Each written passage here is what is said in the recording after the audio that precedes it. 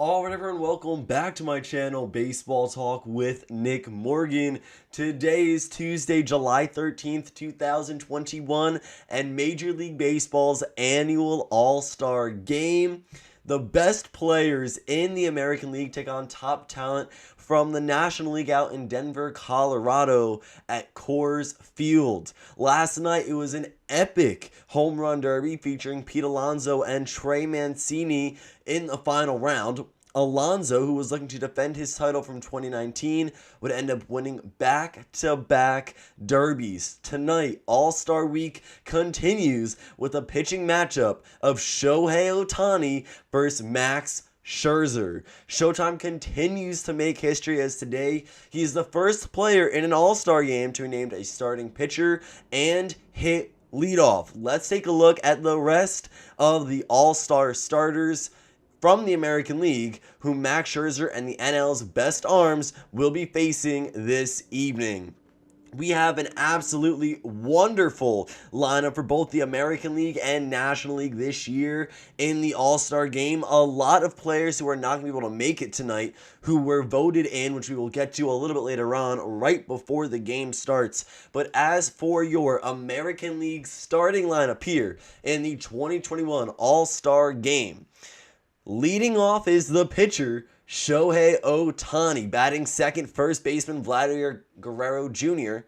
from the Toronto Blue Jays. Xander Bogaerts will bat third, starting at shortstop, representing the Boston Red Sox. Aaron Judge hitting cleanup, starting in right field defensively. The left-handed third baseman Rafael Devers finishes out a left side infield of both Boston Red Sox players. So Devers will bat fifth, starting at third base. And the same thing on the right side of the infield, but with Toronto Blue Jays players. Marcus Semien over at second base. He will bat sixth. Again, Vladdy Guerrero Jr. at first base tonight, batting second. Salvador Perez is your starting catcher for the American League. He will bat seventh. Teoscar Hernandez eighth, also from the Toronto Blue Jays. And batting ninth, getting the start in center field, Cedric Mullins of the Baltimore Orioles. So that is your 1-9 for the American League tonight. They will face off to begin with initially Max Scherzer, who is also setting Major League Baseball records and making history at the All-Star Game, much like his opposing pitcher, Shohei Ohtani. Your 1-9, yet again, just a little bit quicker this time around. Ohtani, Guerrero, Bogaerts, and Judge, top four. Then you got Devers, Semien, Perez, Hernandez. Rounding things out, batting ninth is Cedric Mullins. This is going to be a great matchup here between the AL and NL, as it is every single year. Taking our bets early on, I do think that the American League has the upper hand in this one. That's my pick to win tonight's derby. Not tonight's derby, sorry, tonight's All-Star Game event. In the National League, starting offensively behind Mad Max Scherzer, leading off, Fernando Tatis Jr., shortstop of the San Diego Padres. Batting second, first baseman, typically, and utility player for the Los Angeles Dodgers, Max Muncy. Tonight, he will be the designated hitter in the National League at the All-Star Game. Nolan Arenado batting third at third base, and Freddie Freeman batting cleanup over at first. Nicholas Castellanos and Jesse Winker will hit back-to-back in the fifth and sixth slot of the lineup respectively, both coming out from the Cincinnati Reds. JT Realmuto behind the plate will bat seventh for the NL. Brian Reynolds, the switch-hitting center fielder, will bat eighth, representing the Pittsburgh Pirates, and also from this Pirates organization, Adam Frazier, the left-handed second baseman.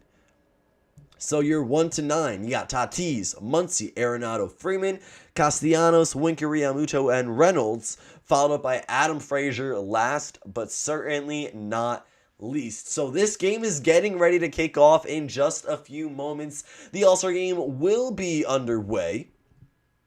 Tonight, Major League Baseball and its All-Stars are remembering Hank Aaron, and every player was given Hank Aaron specialized cleats, custom cleats, that we were able to see a little bit before in the pregame. Hank Aaron being remembered tonight in Coors Field. Prior to the All-Star Game, of course, he paved the way for so many in Major League Baseball and has done so much for this sport. We lost Hank Aaron within the last year. And right before this game kicks off, we have our starting lineups. We have our starting pitchers. Now it is just time for the first pitch of the game. It'll be Max Scherzer up against Shohei Ohtani. So what a matchup that is going to be. Again, first pitch in just a few moments here. Welcome to our live watch party and commentary. I am Nick, your host for tonight. This is my channel, Baseball Talk with Nick Morgan. Thank you all for joining here so far. It is still a little early on.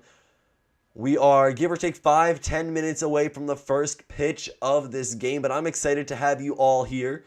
Say hello in the chat. Drop your predictions for who you have winning the game tonight and who you think is going to be the MVP of our All-Star Game event. Right now, Shohei Ohtani is an early fan favorite and an early candidate to win that Most Valuable Player award. The last time an All-Star game was held back in 2019, Shane Bieber was awarded the title of Most Valuable Player.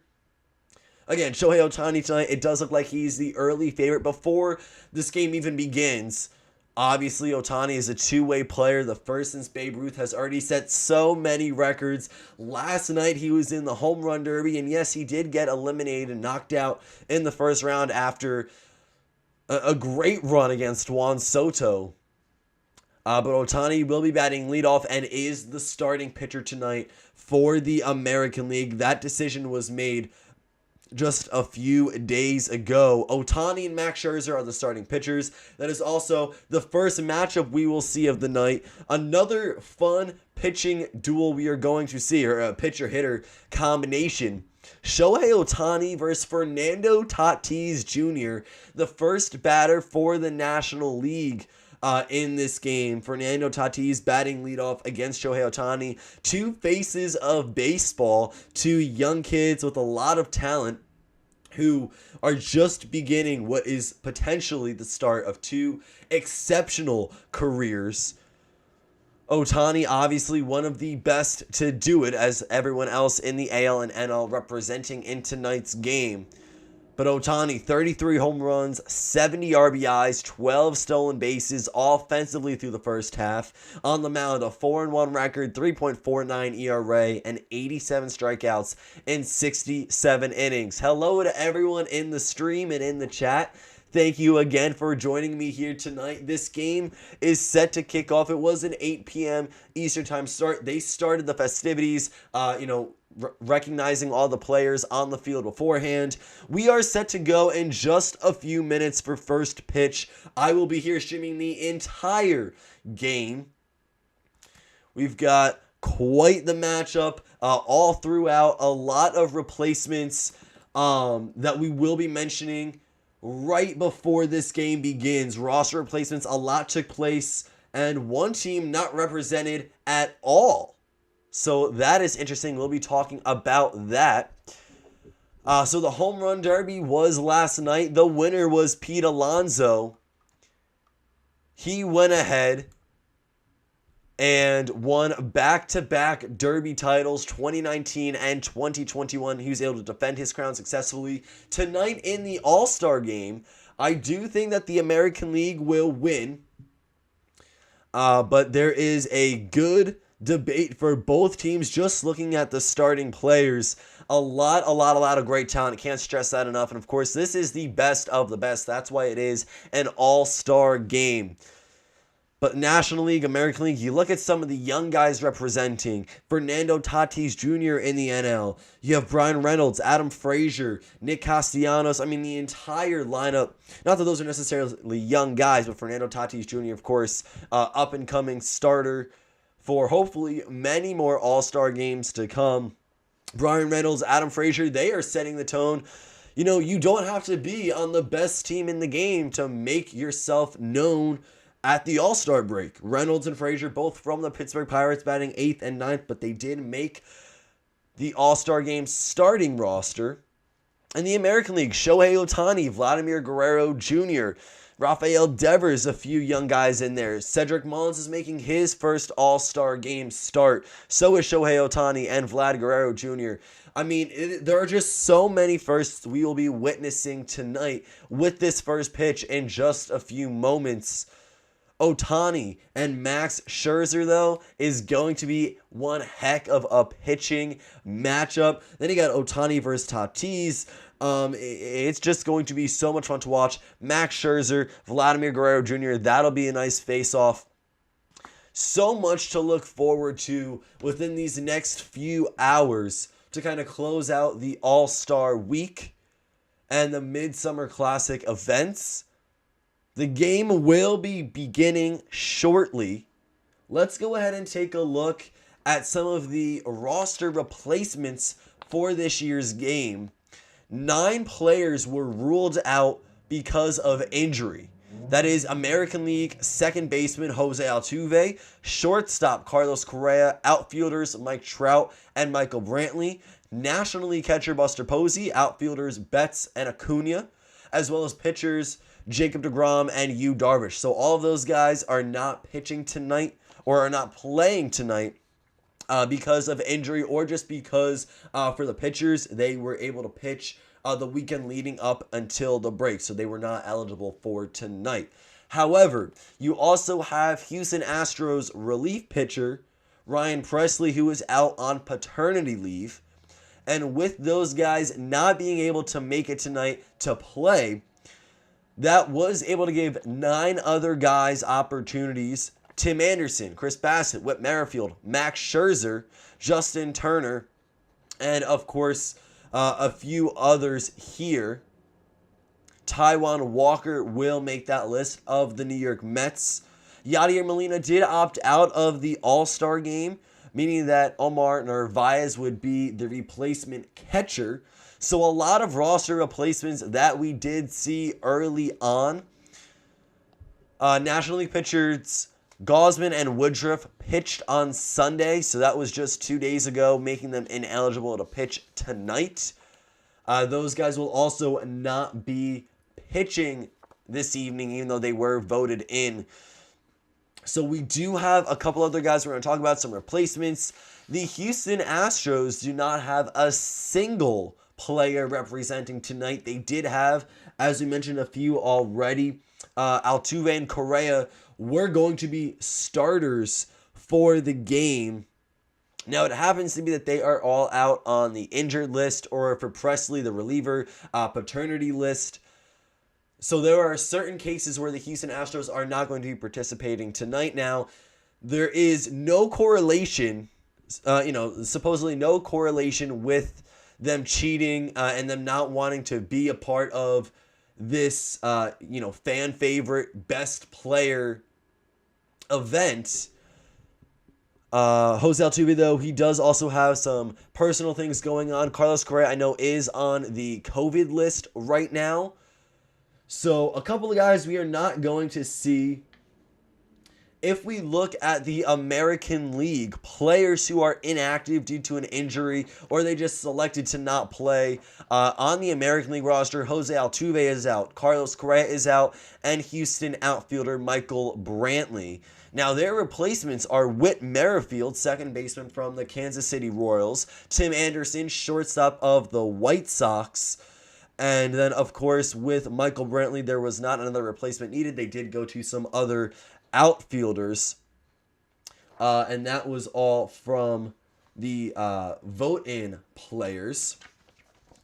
With that being said, hopefully we are at our last commercial break before the game begins. The first matchup we will see tonight is Max Scherzer versus Shohei Ohtani. And yes, that is a pitching matchup, but that is also your pitcher-hitter combo to begin the evening. Shohei Ohtani batting leadoff for the American League, facing off against Max Scherzer.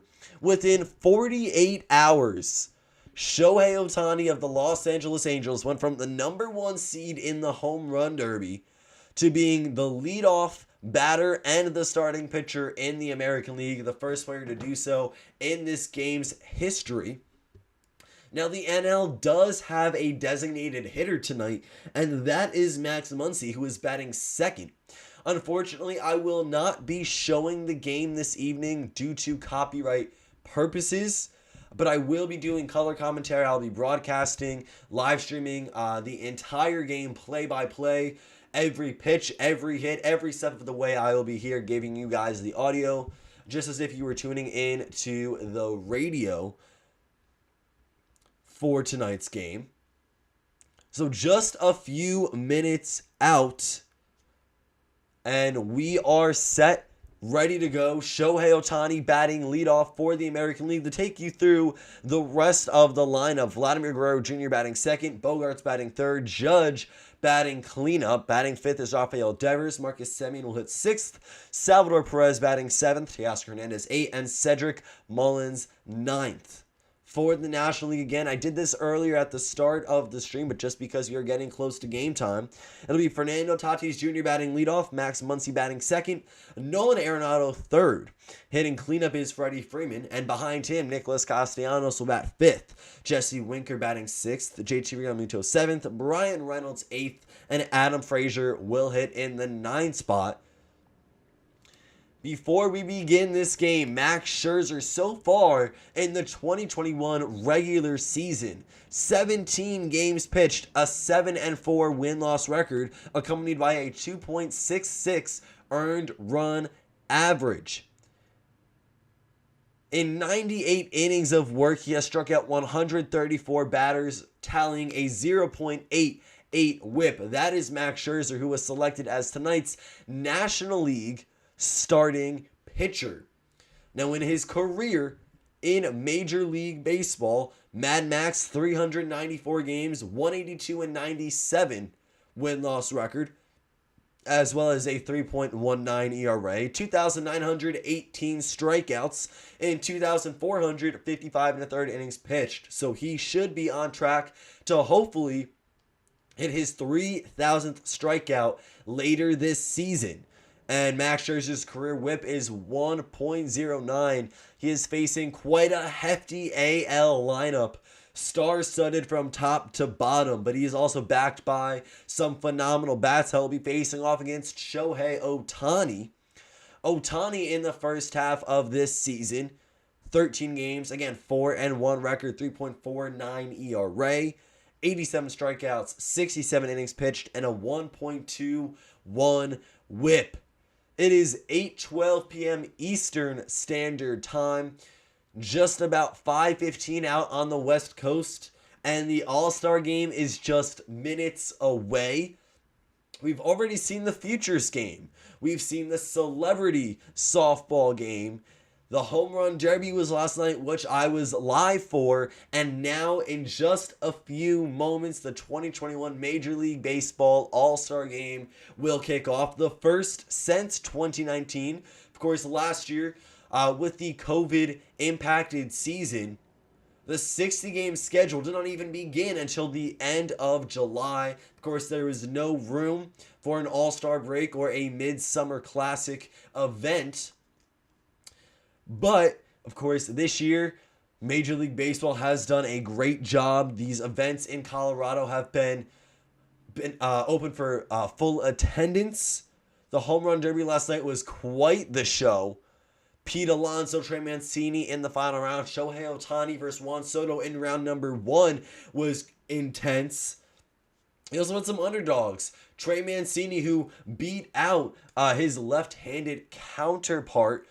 It was Trey Mancini and Matt Olson, Trevor Story and Joey Gallo. Trevor Story moved on. He was representing the homegrown Colorado Rockies out in Coors Field. And now, in just a few minutes, this All-Star Game will be beginning. Guys, welcome to the stream. How is everyone doing tonight? I'm excited for this game. If you are new to the channel, I ask that you drop a like on the stream and you subscribe, join the team.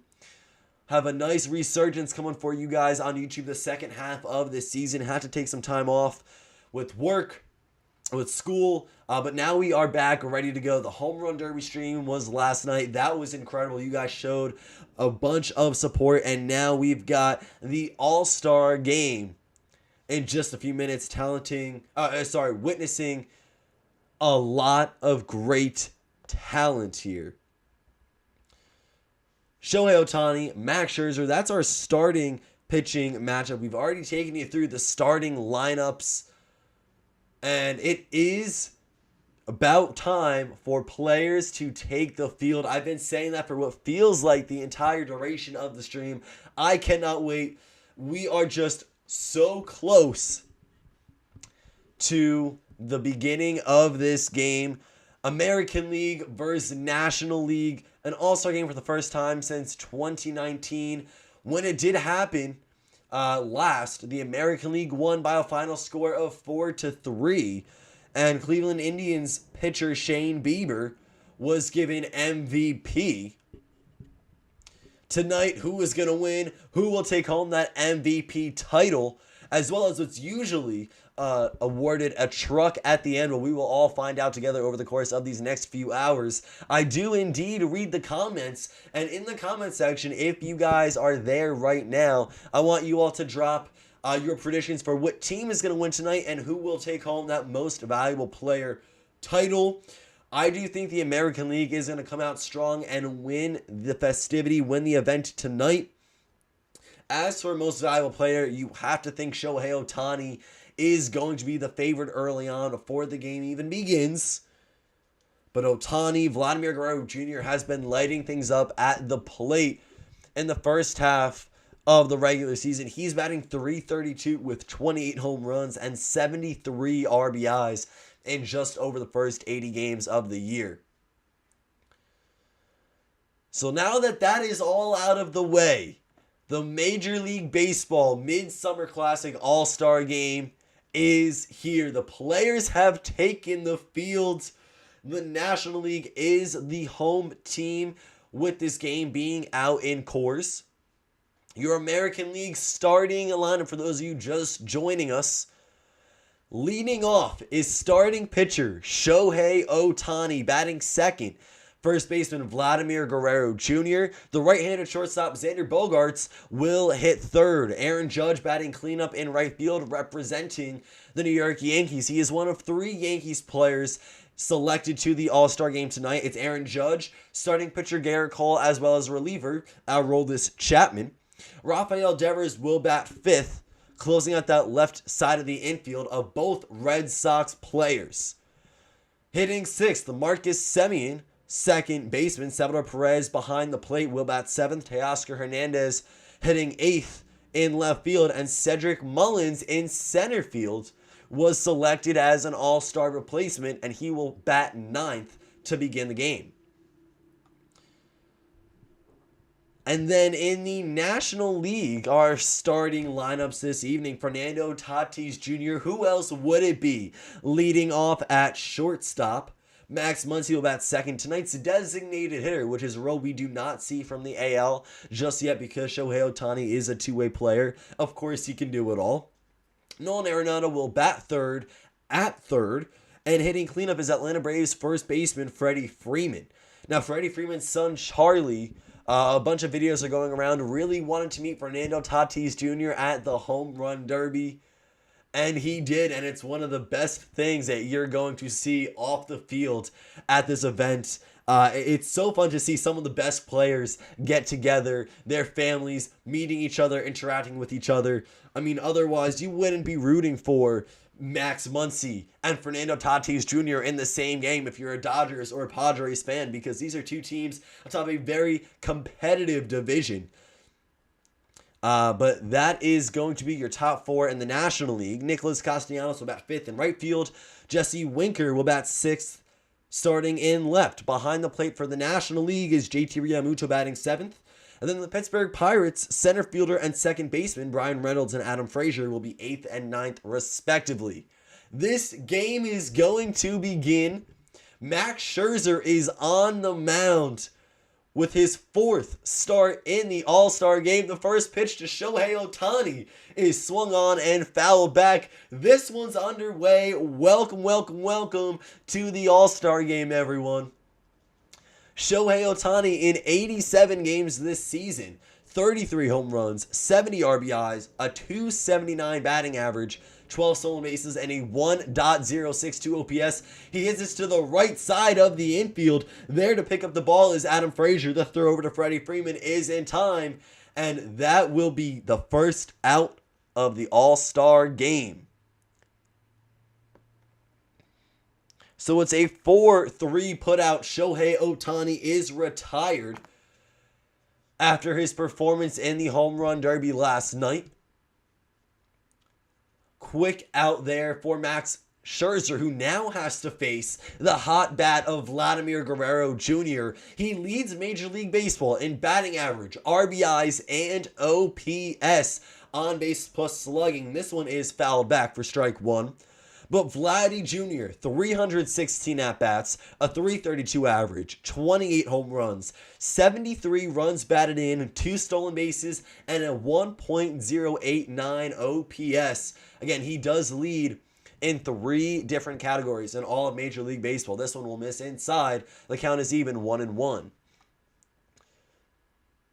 So we've got a couple of predictions here in the chat. Someone thinks the NL is going to win. Vladdy's going to get MVP. That is definitely possible. I am a fan of Major League Baseball. Right now I have everyone's stats sitting in front of me. All the starters in the American League and in the National League. Vladdy nearly takes off Max Scherzer's head with a sharp line drive up the middle. It'll one-hop into the glove of what looked to be yet again Adam Frazier. There are 2 outs, and after that, Vladdy goes up to Max Scherzer. The National League starting pitcher gives him a hug and is open for an embrace. That was a near comebacker that could have resulted in some serious injury, but another 4-3 ground out, 2 up, 2 down for Max Scherzer.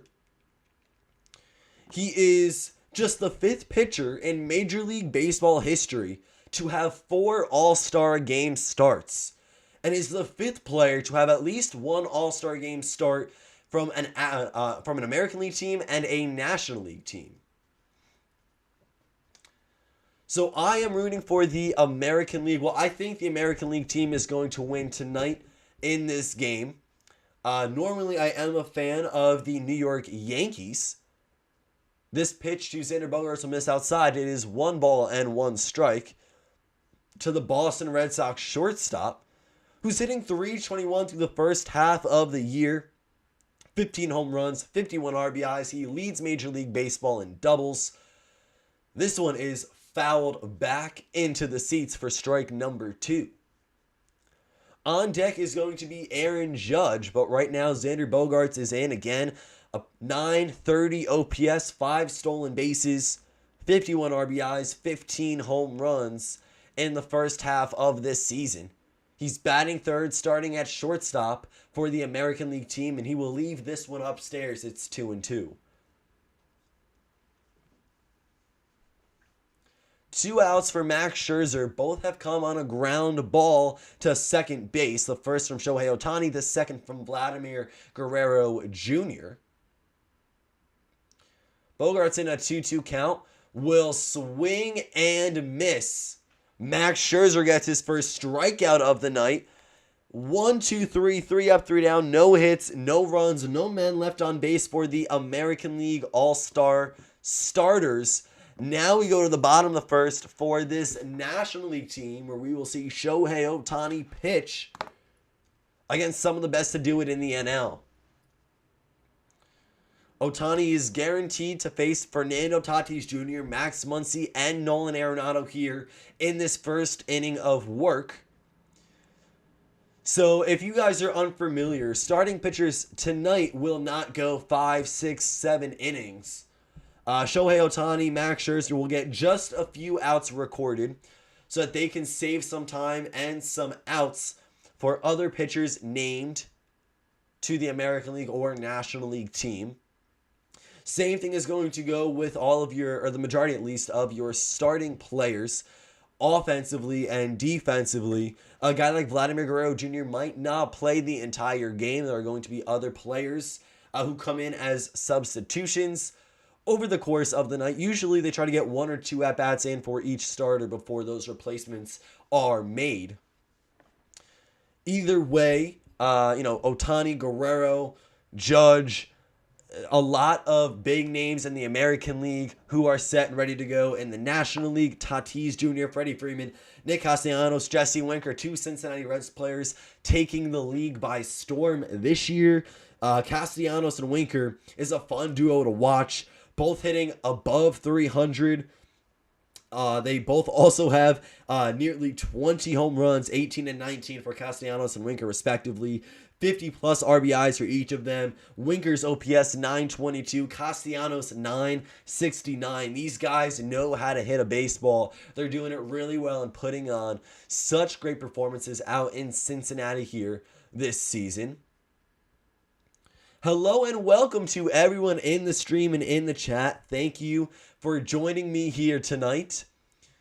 We are 3 outs into the Midsummer Classic. Vladimir Guerrero Jr., yeah, he did have a sharp line drive back up the middle. Nearly clipped Max Scherzer, who at that point dropped to his knees really quick to avoid coming in contact with the baseball. We head to the bottom of the first, where Shohei Ohtani and Fernando Tatis Jr. will be the first matchup. Now, this is a great combo. 2 faces of baseball. 2 guys are going to be in the league for a long time. And this is the first of many All-Star Game appearances for both of them. Ohtani, this season so far, has 13 games under his belt and a 4-1 win-loss record. His ERA sits at 3.49, where he has 87 strikeouts in 67 innings, an 11.7 K per 9 ratio. His opponent batting average is below 200. And Fernando Tatis Jr., we look at him, a 286 average in 273 at-bats, 28 home runs, 60 RBIs, 20 stolen bases, and a 1.020 OPS. The first pitch, Ohtani to Tatis, is going to be swung on. In foul territory is Vladimir Guerrero Jr., the first baseman, but it's going to get out of play, so strike number 1. Ohtani versus Tatis, followed up by Max Muncy, and then Nolan Arenado. Shohei Ohtani is the first player in Major League Baseball history to start an All-Star game and bat leadoff. Tatis leads Major League Baseball with 20 stolen bases. He really can do it all. His defense was a little shaky so far this season, at least to begin the first half. He was up there in errors among NL and AL shortstops and infielders in general. The count is now 1-1. Ohtani and Tatis is the matchup. Shohei with pitch number 3 of the at-bat. He's going to get Tatis to wave and miss. So Shohei is up in the count, 1 ball and 2 strikes. Now, last night, Ohtani did participate in the home run derby. He went into a tiebreaker round with Juan Soto. In the first round, they got a minute of extra time. Each hit 6 home runs. It was then a 3-pitch swing-off. Soto hit 3 home runs. And on the first pitch of Shohei Ohtani's turn, he did ground out to the right side. That would end it. Juan Soto knocked out Ohtani. 2 left-handed hitting sensations, though. Both of those guys will make it back to a home run derby again. Soto would end up losing to Pete Alonso in the semifinals. Alonso would win it all and win back-to-back crowns there in that home run event.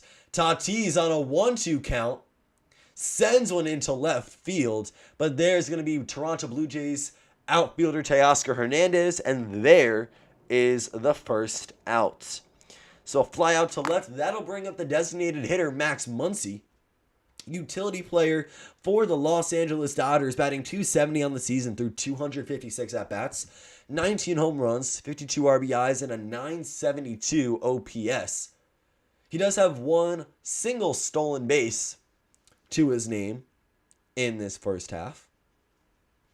Ohtani's career pitching stats, 8-4, 3.89 ERA in 25 games, 153 strikeouts, and a 120 1/3 innings pitched with a 1.26 whip. The first pitch to Max Muncy is taken at the knees for strike number 1. Scherzer had a perfect 1-2-3 inning accompanied by a strikeout to Xander Bogaerts. Shohei Ohtani is 6 pitches into his outing. This one will miss up and away. We are at 1 ball and 1 strike to Max Muncy. So Tatis flew out. Max Muncy is up now, and on deck is third baseman Nolan Arenado, who of course is very familiar playing at Coors Field in Colorado. Max Muncy rolls one over to the right side of the infield. Second baseman Marcus Semien is there, and he will throw over to his teammate Vladimir Guerrero Jr. So another 4-3 ground out for all of you guys out there keeping track. Muncy is retired, 2 up, 2 down now for Shohei Ohtani.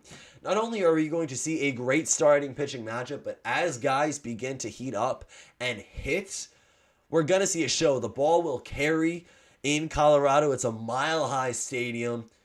The weather is nice. Right now, Nolan Arenado is getting a standing ovation in his return to Colorado. Of course, he was traded to the St. Louis Cardinals alongside $50 million cash right before this season began. The Rockies received some top prospects in return. And Nolan Arenado, his first season as a St. Louis Cardinal, isn't doing half bad. He was voted to the NL All-Star team yet again. A .265 batting average with 17 home runs, 56 RBIs, and an .819 OPS. The first pitch from Shohei Ohtani is going to miss downstairs, 1-0. 1 ball, no strikes to the Rockies' former third baseman and current St. Louis Cardinal left side of the infield star. At Coors Field in his entire Major League Baseball career, Nolan Arenado is hitting .320 with 136 home runs. So yeah, maybe there is that Coors effect, quote unquote. But he can hit wherever he goes. Again, 17 home runs through the first half of this season. 1-1. This one will be swung on and missed. The count's 1-2 from Ohtani.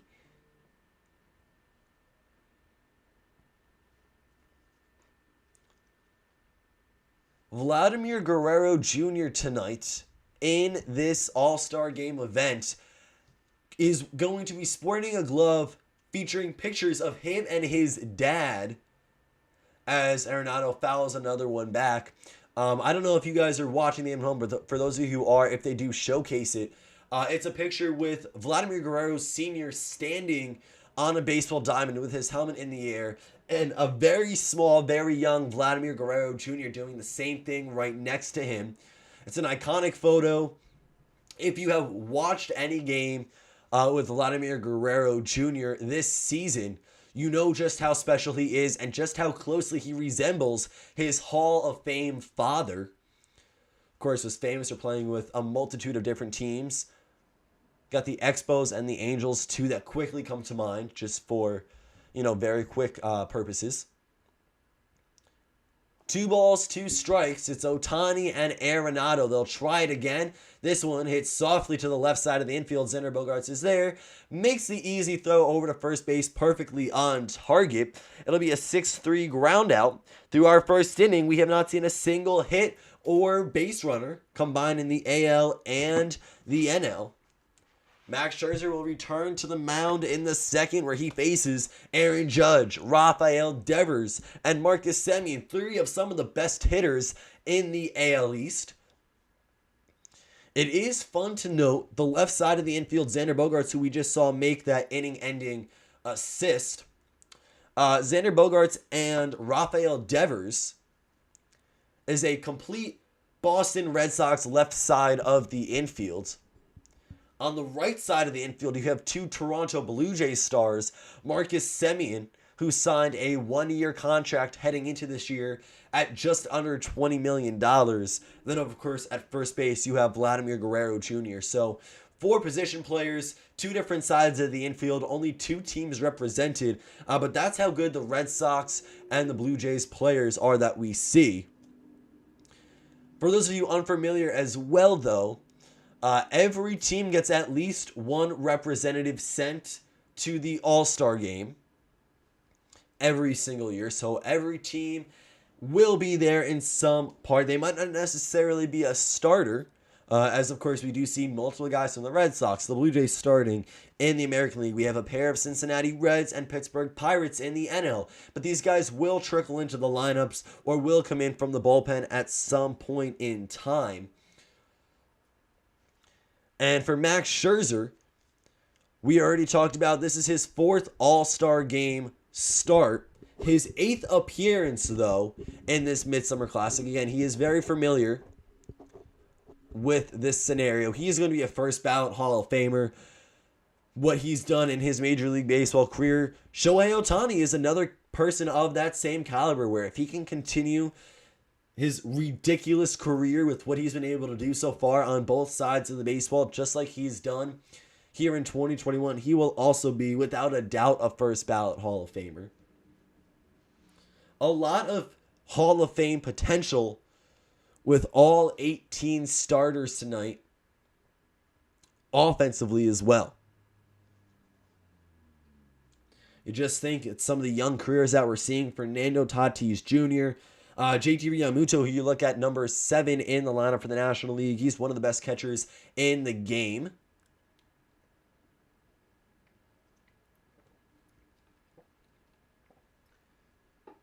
So here we go. Top of the second, it'll be Aaron Judge, Rafael Devers, Marcus Semien. Hello again to everyone in the stream and in the chat. Thank you for joining me here this evening. American League and National League All-Star game hosted in Colorado. It's not going to be Max Scherzer. Apologies. Corbin Burnes is out there on the mound for his first All-Star selection. He's 4-4 on the season. So Max Scherzer, one and done. It's been a while since we've seen an All-Star game, so that is on me there. But we have Corbin Burnes coming in to pitch now, representing the Milwaukee Brewers. Again, this is his first All-Star appearance. Aaron Judge takes a ball down and away. It's a 1-0 count, and the same thing now, 2-0. So Max Scherzer had a nice 1-2-3 inning against Ohtani, Guerrero, Bogarts, totaling 1 strikeout to the Red Sox shortstop. Aaron Judge is one of 3 New York Yankees All-Stars this year, the only position player. As the count goes now 3-0, Burnes has missed down and away each of the 3 times. But then the Yankees are also represented via a starting pitcher in Garrett Cole and a guy coming out of the bullpen in the back end, Aroldis Chapman. Chapman has had some difficulties since the sticky stuff ban has been put in place. And it's going to be a 4-pitch walk for Aaron Judge. So that's the first base runner of the night. Corbin Burnes issues it to lead off. Judge and Freddie Freeman over there talking at first base. He's also saying hello to the umpires. Now it's going to be Rafael Devers, a left-handed stick with a lot of power, 22 home runs, 72 RBIs, and a 282 average through 330 at-bats. Here in this first half, the first pitch, he swings, puts the ball in play. It's a chopper down the first base line. It's going to be fair. Aaron Judge over to third base. He's going to be in there safely. Rafael Devers is on the board in the hit column, and so is the American League now with a no-out double. So there's your first hit of the game. Devers sends one down the first base line. Freddie Freeman makes a jumping attempt at it. He's actually also mic'd up currently. Freeman makes an attempt. He will not get to it. Obviously, it is out of his reach. So there to pick up the ball is Nick Castellanos in right field. It does bounce around off the walls a few times before Nick can get it in. So second and third for Marcus Semien, no outs. Corbin Burnes struggling here early on. They're just a few pitches.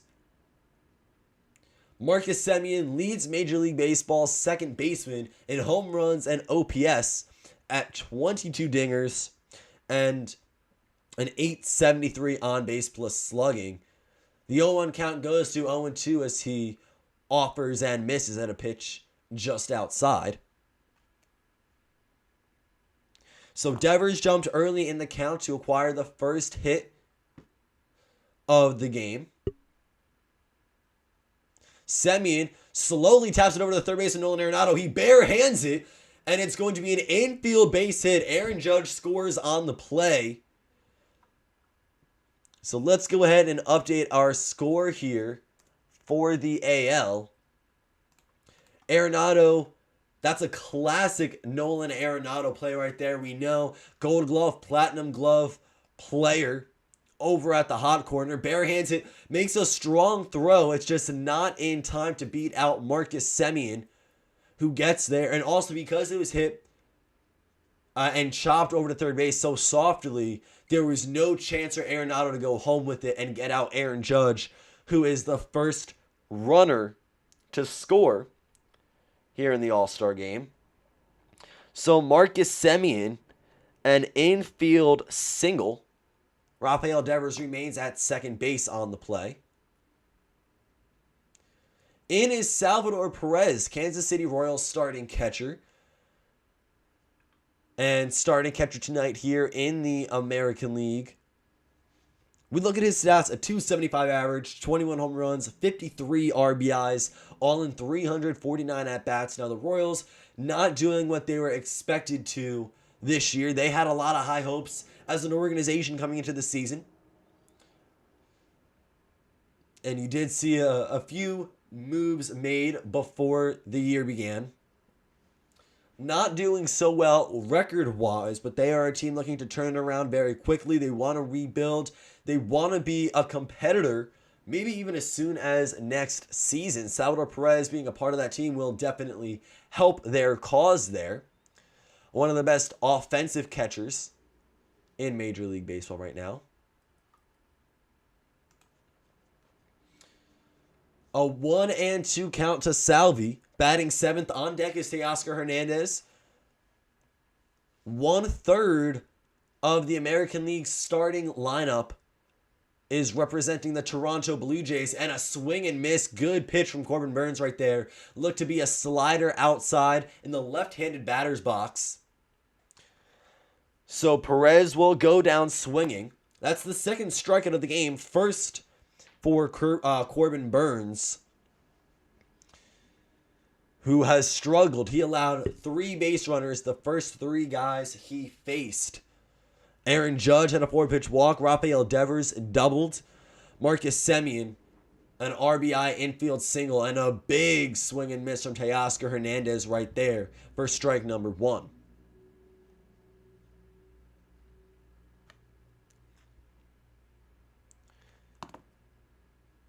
So let's check the chat here.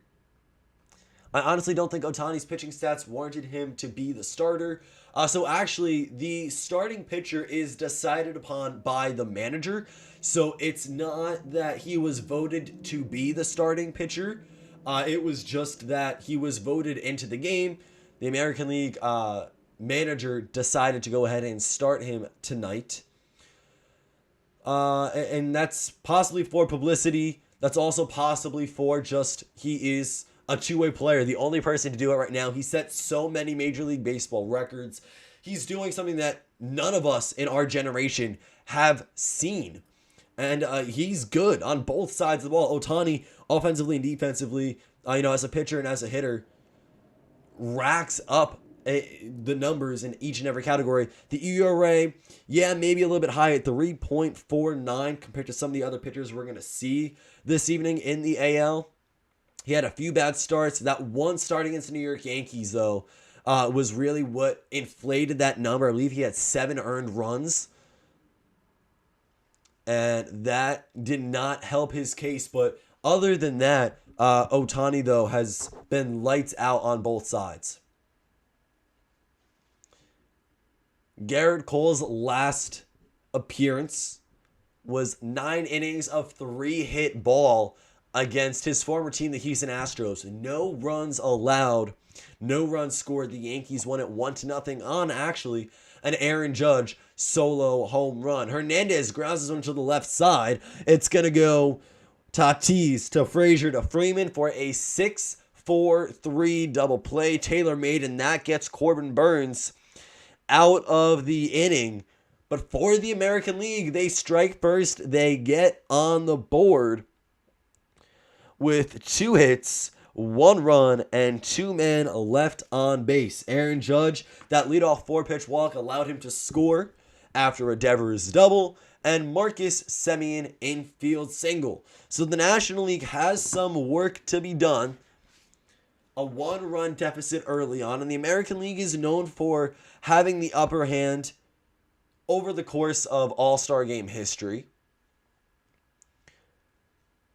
In the NL, hitting here in the bottom of the second, it's going to be Freddie Freeman, Nicholas Castellanos, and Jesse Winker. Freeman getting the start at first base this evening. Nick Castellanos, Jesse Winker, both corner outfielders for the National League squad. Who is playing for the Dodgers? Well, your starting Los Angeles Dodgers is going to be Max Muncy. Left-handed utility man. He's a designated hitter batting second. He did ground out already in the first inning. Other than that, no starting Los Angeles Dodgers players. However, there are going to be a few other guys on the roster. I know Walker Buehler is a starting pitcher who is available for this All-Star game. So you got Max Muncy in.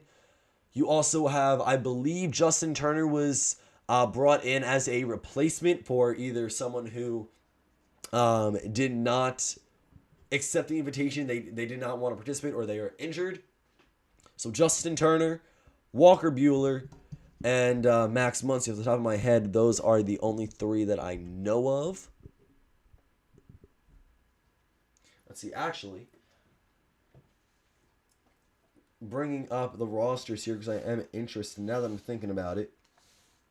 Los Angeles Dodgers. Yep, Justin Turner was added in as a replacement. Mookie Betts would have been in, but he is injured, so he is not participating. Chris Taylor, actually, is also an all-star.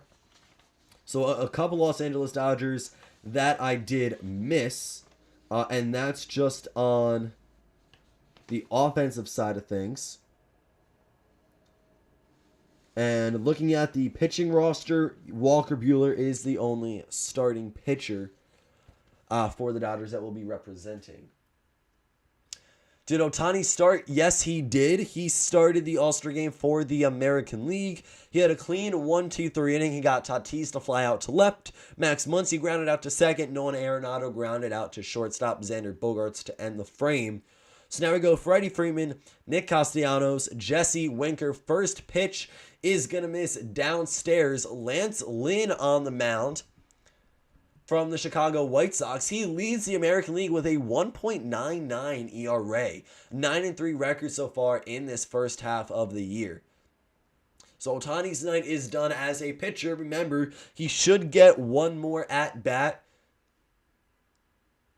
Freeman has 55 walks, which is 3rd most in the National League, but also a 274 batting average, 19 home runs, 50 RBIs, 4 stolen bases, and an 871 on-base plus slugging in 329 at-bats. So Lance Lynn replaces Shohei Ohtani here in the bottom of the second. Freddie Freeman, sharp ground ball to Vladimir Guerrero Jr., who will pick it up and take it himself. So one first baseman grounds out to another. It's 3 unassisted.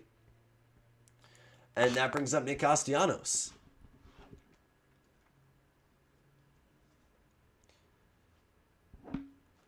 Castellanos and Winker are truly a sensation to watch on the Cincinnati Reds. If you look at their numbers, I briefly touched on it a little while ago. Castellanos is hitting .331 in over 80 games to start the year. 18 home runs, 59 RBIs, and a .969 OPS. He is batting 5th for the National League and will see a strike to begin his at-bat. He leads the National League in batting average. All of these stats, by the way, that I brought in, his 335 at-bats come through 84 games. Wave and miss upstairs, so it's strike number 2. Nicholas Castellanos up now. On deck is Jesse Winker, a left-handed outfielder starting in left field in the NL. Winker and Castellanos are the spark plugs for the Cincinnati Reds offense. Maybe Nick Castellanos can get the National League in the hit column here in this one. And nope, it's going to be a pop fly. An infield flyout to, who is it? Vladimir Guerrero Jr. So 3 unassisted on a ground ball from Freddie Freeman. And then a pop out to Vladdy over there at first. So there are 2 away.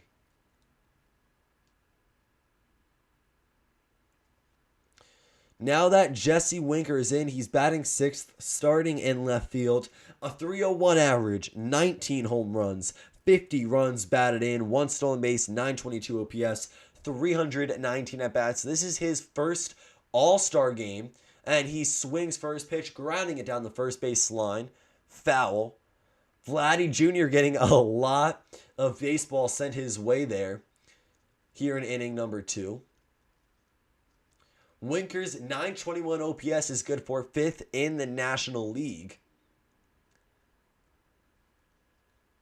5 up, 5 down for the National League All-Stars. Fastball in on the black, but the umpire does not reward Lance Lynn with the call, so it's 1 ball, 1 strike. Do you think Ohtani will hit a dinger? I think that would be great to see if he does. We saw him hit, 28 last night in the home run derby, as this one backs Winker off the plate, and he kind of looks at Lynn a little bit.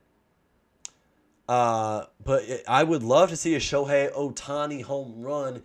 I also want to see a lot of runs scored just in general for both teams this evening. I want to see these All-Stars swinging the bat well. I want to see moonshots hit at Coors Field. A lot of runs scored, maybe a lot of home runs, or on the other side, like in 2019, it was more of a pitcher's duel.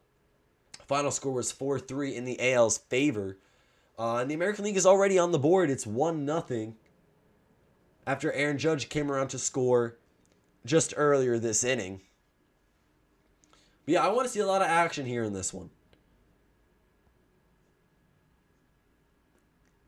Lance Lynn, 2 balls, 2 strikes, going on pitch number 12 of the inning. Winker sends another one foul. This one came in at 95 miles per hour from Lance Lynn. The Dodgers are indeed the National League. Yep.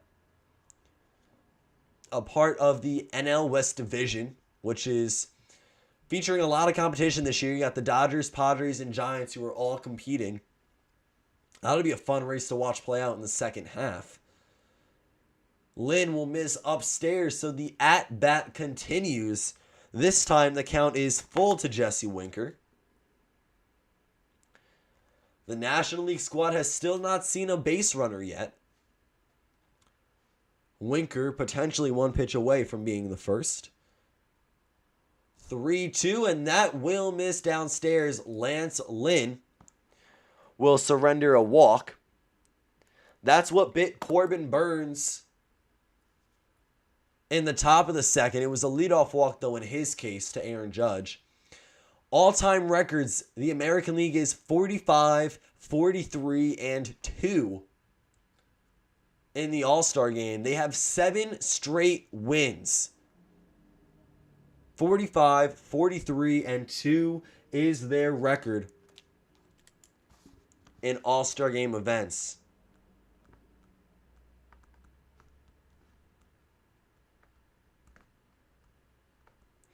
I do have the AL winning tonight.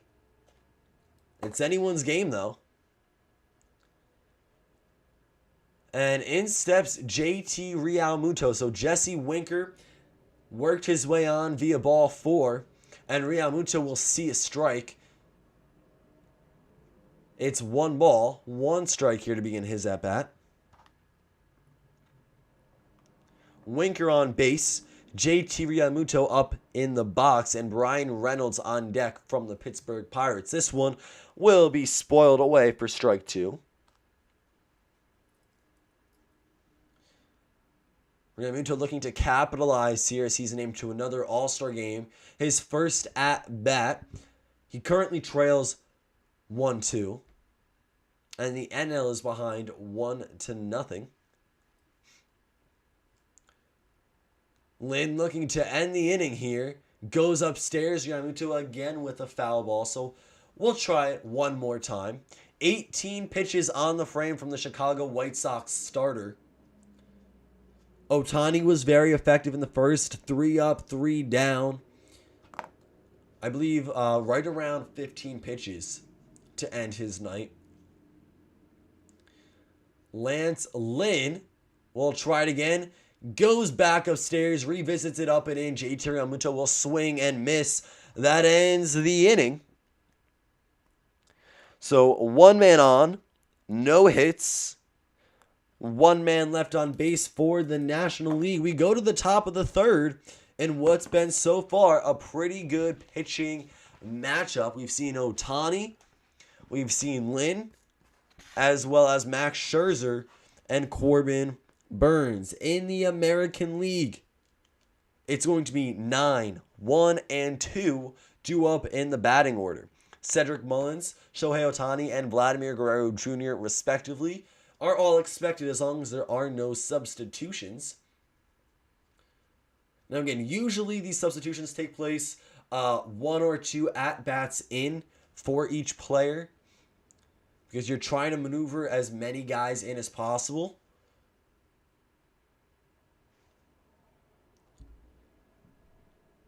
Very few hits here in this one early on.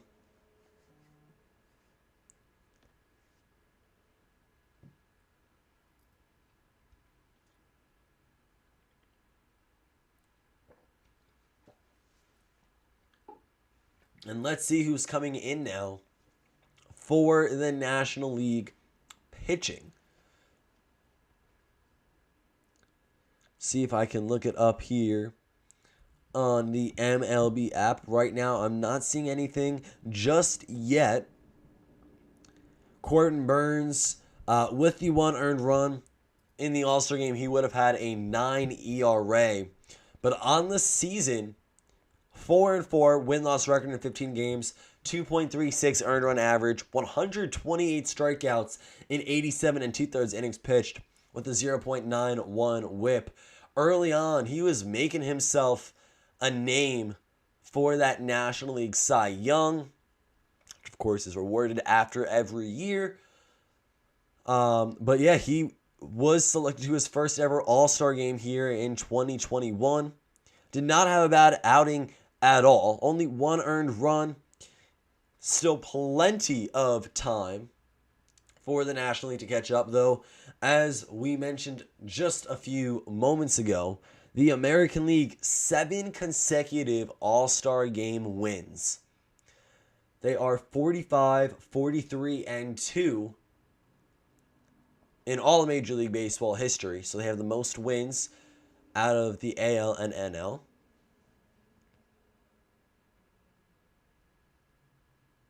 Cedric Mullins having a great start to this year. A lot of people thought that when voting closed for the starters and it was revealed that Mike Trout got accepted or got voted in over Cedric Mullins, a lot of people were a little confused as to how, considering Mike Trout's been injured for quite some time, and Mullins was deserving of a spot. Cedric Mullins, left-handed center fielder for the Baltimore Orioles, batting .314 on the season, 16 home runs, 35 RBIs, 16 stolen bases, and a .921 OPS in 338 at-bats. His 106 hits leads the American League in his first 88 games. Corbin Burnes actually is going to go back out to the mound here in the top of the third. First ball misses the strike zone. The second one is going to be a called strike. It's 1-1. So again, Mullins was not voted in as a guaranteed starter early on. But then, of course, after a couple of rounds of voting, added to the roster. He is now a starting center fielder in the All-Star game, his first appearance, and very deserving of that title. 106 hits, 314 batting average. That's the third best batting average of all AL starters in the lineup tonight. The first of which is Vladimir Guerrero Jr. at 332, and then it's Xander Bogaerts at 321. If you also want to talk about batting average statistics, Aaron Judge and Rafael Devers both hit 282 in the first half of the 2021 season. And on a 1-2 count, Corbin Burnes will get Mullins to swing and miss for his second strikeout of the game. Mullins first, and then Corbin Burnes second as a pitcher. But back to the top of the order, where hopefully we get to see Shohei Ohtani for what could be the last time in this All-Star game, but trust me, he will get added to others.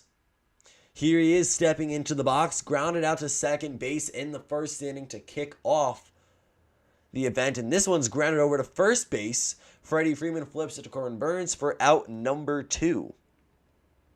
So a 3-1 ground out, and the Tide will change over now to Vladimir Guerrero Jr.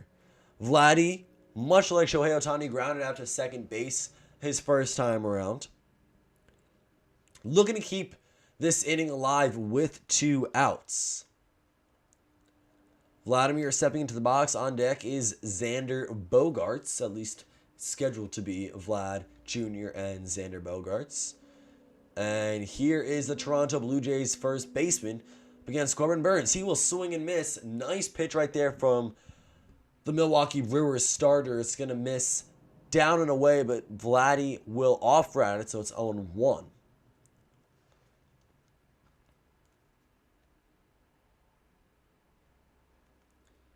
No balls and a strike to number 27. This one will miss downstairs, and he will leave it alone. 1-1. A lot of young talent here in this game. Shohei Ohtani, Vladimir Guerrero Jr., Fernando Tatis Jr. Again, all these guys we're going to see so many more times down the line. And oh my goodness, Vladimir Guerrero Jr. mashes this ball into left field, and it will leave the yard, making it a 2-0 game. The American League has extended their lead here in the third inning.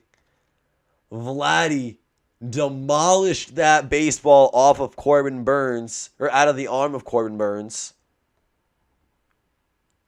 Cannot wait to see how far that one went. It's a 2-out solo shot. Burnes has now given up 2 earned runs in just as many innings of work. Vlad knew it was gone, no doubt about it. A nice little stare down very quickly. Nothing disrespectful. Nothing disrespectful, but a nice look at where that ball was landing. He is an all-star, and that would have been his 29th home run of the regular season. So here's Xander Bogaerts now, who the second pitch of the at-bat will ground one into left field, and that's going to be good for a single. So 2 outs, 2 hits in a row. Vladdy, beautiful swing.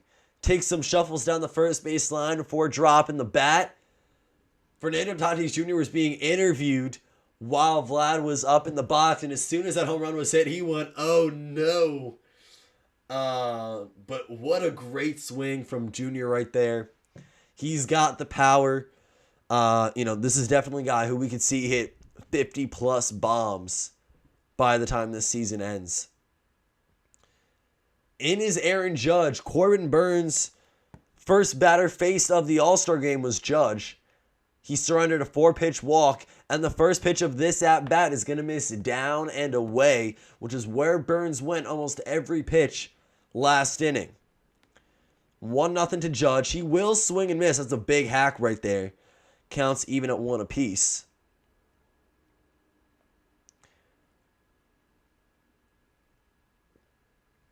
That Vladimir Guerrero Jr. solo shot was absolutely beautiful.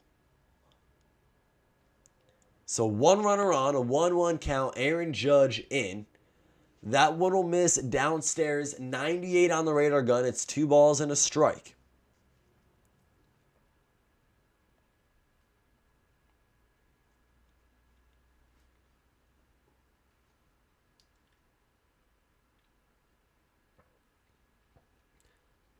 Two and one. Corbin Burns attacks, and Judge will foul it back. The pitch was outside, but he sends it out of play. 2 balls, 2 strikes. Corbin Burns really just trying to get out of the inning at this point. 34 pitches in his appearance. 2 earned runs, a couple of hits. Judge is the second fastest getting to 100 home runs and 500 hits, only behind Joe DiMaggio. 508 games, 104 home runs. Incredible. This one is going to be grounded to the left side. Fernando Tatis Jr. gets to the ball and goes the easy way as Adam Frazier covers the bag to get out Xander Bogaerts. So a fielder's choice out. It is 6-4 to end the inning, but not before Vlad strikes.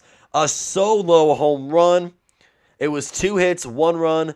No men left on base for the AL starters. We head to the bottom of the third. Due up for the National League, Brian Reynolds, Adam Frazier, and Fernando Tatis Jr. You got a pair of Pittsburgh Pirates players. And then one of the best young guys to watch in all of Major League Baseball right now. Taking a look at Brian Reynolds here, what he's been able to do the first half of this year. In 318 at-bats, he's hitting .302 with 16 home runs, 51 RBIs, 3 stolen bases, and a .906 OPS. He is a switch hitter, so depending on who the American League has on the mound, he can hit from either the left or right side here in inning number 3. But with the trade deadline approaching, the end of this month, just about 2 weeks away, Brian Reynolds is a guy who the Pittsburgh Pirates can ship off in return for a nice a nice group of quality prospects. Reynolds is a talented outfielder, putting up some great numbers this season. He was selected to his first All-Star game here in 2021. And we all know the Pittsburgh Pirates fall at the bottom of the totem pole year in, year out. These past few seasons have not been good to them.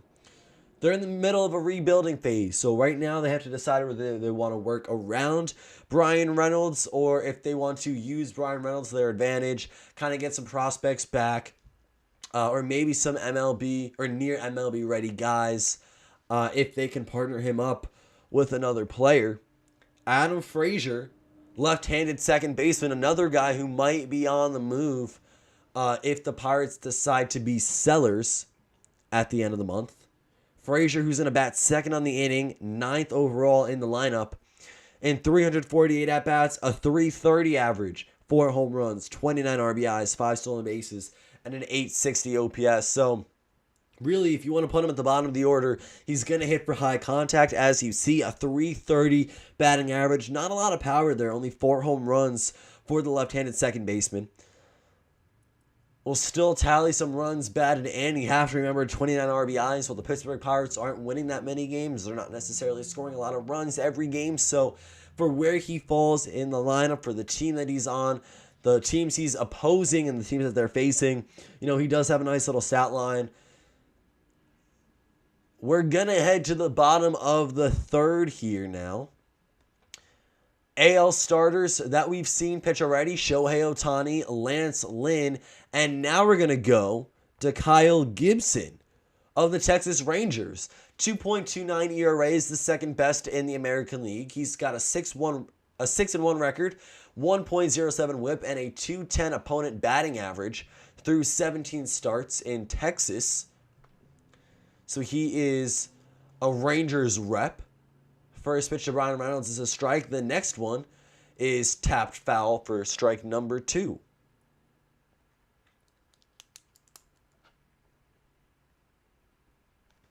No balls, 2 strikes to the switch hitting Reynolds, batting from the left side. We've seen 3 starting pitchers and all 3 right-handed arms from the American League. We have not seen a single left-handed starter yet this game. Brian Reynolds gonna go ahead and send this one to right field. Oh my goodness, Aaron Judge at the wall makes a nice little catch out there, jumping to say what would have been an extra base hit. So, hold on, let me go ahead and mark this down here. Fly ball to right. Brian Reynolds could not have hit that any farther with it staying in the ballpark. That was right against the wall. Aaron Judge, just a nice grab out there in right. He's known to be a good defender. And again, he's going to protect Kyle Gibson from giving up what would have been a leadoff extra base hit. Here's Adam Frazier now. He's at 115 hits to help make up that 330 batting average. Those 115 base knocks have him leading Major League Baseball. He's got the most hits out of anyone else in the game right now. And the count's going to start off 2-0. Gibson goes to the strike zone. This one's singled into right field. Takes a few hops before it enters the glove of the Yankees outfielder. So there's a single now. And we go to the top of the order. Fernando Tatis Jr. flew out to left field his first time around. Having a little conversation with Salvador Perez, the starting catcher for the American League team. Tatis has got a runner on first. He could tie this game up with 1 swing of the bat. Looks like he's got an earpiece in and he's talking to the reporters on Fox. First pitch he sees, he'll foul back for strike number 1.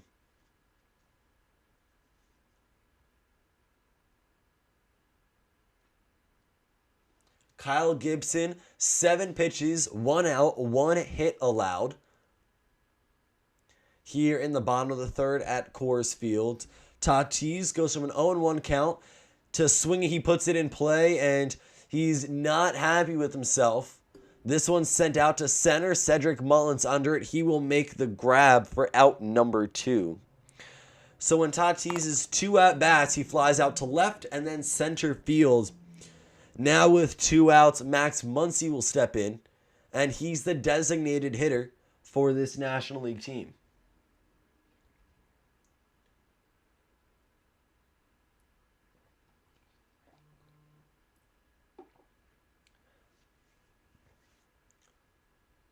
So 2 outs now is Tatis is unsuccessful, notching a hit. Max Muncy, first pitch is going to be taken outside and downstairs for ball 1.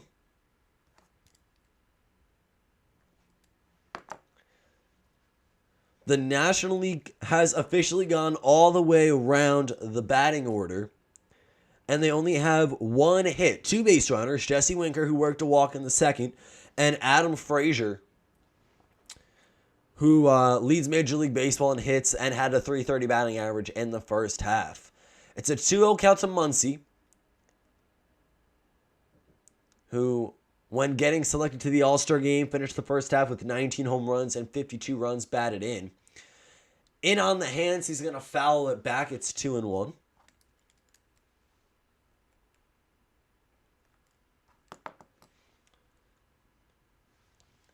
Kyle Gibson looking to have a nice bounce back end to this frame here.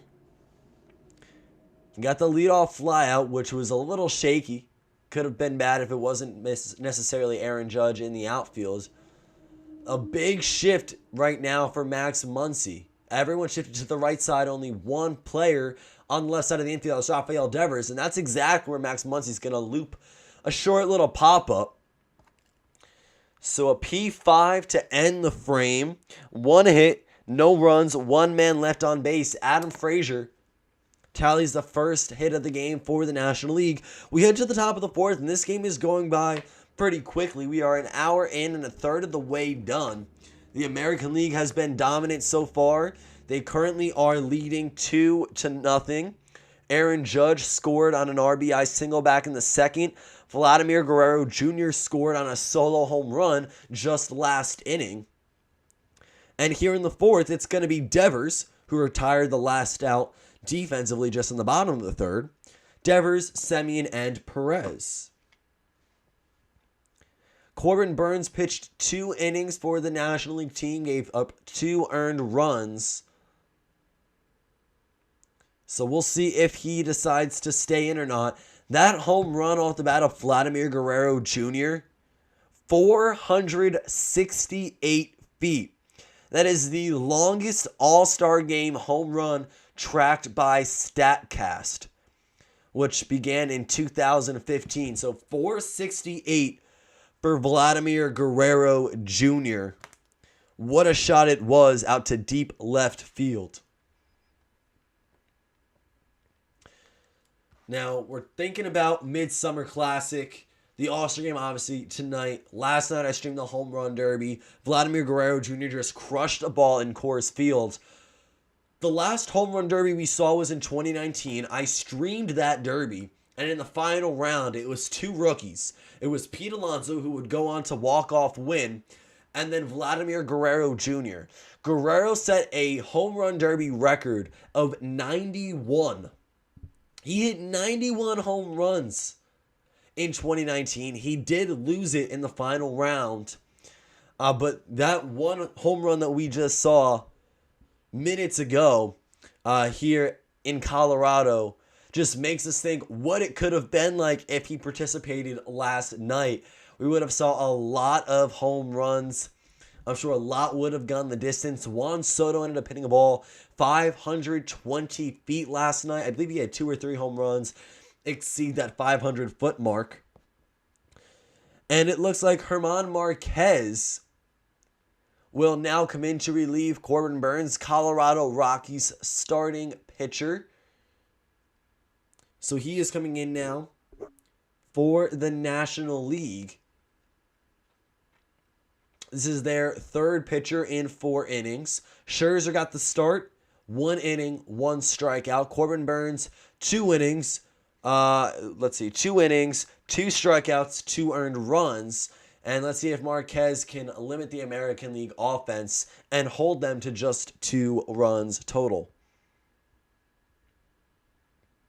Again, we're going to see Rafael Devers, Marcus Semien, and Salvador Perez all come up swinging the bat. Devers is 1-for-1 with the double that advanced Aaron Judge to third back in the second. Semien had the initial run batted in on an infield base hit. And Marcus Semien, we just talked about. Salvador Perez did strike out back in the second inning. This is Marquez's first All-Star selection. An 8-6 win-loss record, 3.36 ERA, and just shy of 20 starts. Brandon Crawford coming in at shortstop now to replace Fernando Tatis Jr. defensively. The first pitch that Devers sees, he actually hits it right into the shift where Brandon Crawford is playing. So that's going to be a 6-3 ground out here to begin the fourth. 1 pitch went out for German Marquez. I am going to note that Crawford is in for Tatis. He's having a great year. This is his 3rd All-Star selection, Brandon Crawford. Bouncing back, hasn't been to one in a couple of years. Buster Posey, his teammate, was also supposed to be named to this All-Star game, but he could not make it. So in now is Marcus Semien. The count was 1-0, and now he's going to see a strike on the outer third for a 1-1 count against German Marquez. Crawford in for Fernando Tatis Jr. So now we're going to start to see these substitutions roll out. On a check swing, the home plate umpire says yes, he does go around. It's 1-2 to the Blue Jays second baseman. That one will miss downstairs. Count is even yet again. Marquez is pitching in his home ballpark, so what can be a hitter-friendly field at times, Marquez is used to pitching in this atmosphere. He knows that balls can get out in a hurry, I'm sure. He is adjusting to that right now, and he's keeping that in mind for his first appearance as an All-Star. 2-2 count to Semien after a foul ball. This one will bounce in the opposing batter's box. Count is full. 3-2 count to Marcus Semien. On deck is Salvador Perez. Hitless through one try here in the ASG. Semien puts a ball in play that was outside, grounds it over to Nolan Arenado. This time, no one will be able to get the throw over in time. So that is a 5-3 putout. Marcus Semien, the first time he came up back in the second inning, he had a short dribbler to the third base side. Nolan Arenado got to the ball, threw it over, and just was not quite in time. Vladdy's home run left the bat at 110 miles per hour. We're just seeing more stats up on screen right now via StatCast. Yeah, it was very pretty to watch. Salvador Perez will begin his at-bat with the ball outside. This one misses up at the head. Bounces off the backstop and rolls all the way back up to the pitcher's mound. So it's 2-0. Perez kind of giggles there. He knows that was kind of close to hitting him. 2 balls, no strikes. German Marquez has retired the first 2 he's faced, and that's going to be a swinging strike. 2-1 now. Marquez on the mound. Realmuto behind the plate for the NL team. Another slider swing and miss, so the count is 2-2 with 2 outs here in the fourth.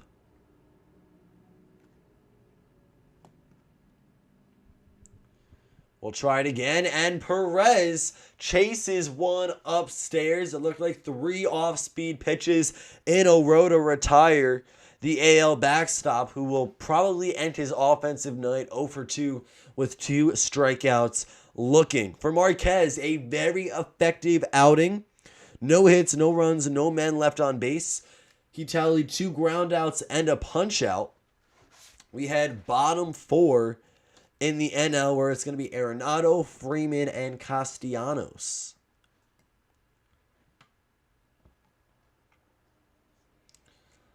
Let's check to see here if there's a way for us to tell who's going to be starting a little earlier on. Right now, they still have Kyle Gibson on the mound in the app, so he might make a reappearance in the 4th frame or not. We'll find out sooner than later. 2 runs, 4 hits, no errors for the American League hitters. The National League, no runs, 1 hit, no errors. It's been a pretty calm start, minus the big blast off the bat from Blue Jays bomber Vladimir Guerrero Jr. and an RBI single back in the first. Not a lot of action right now at the plate.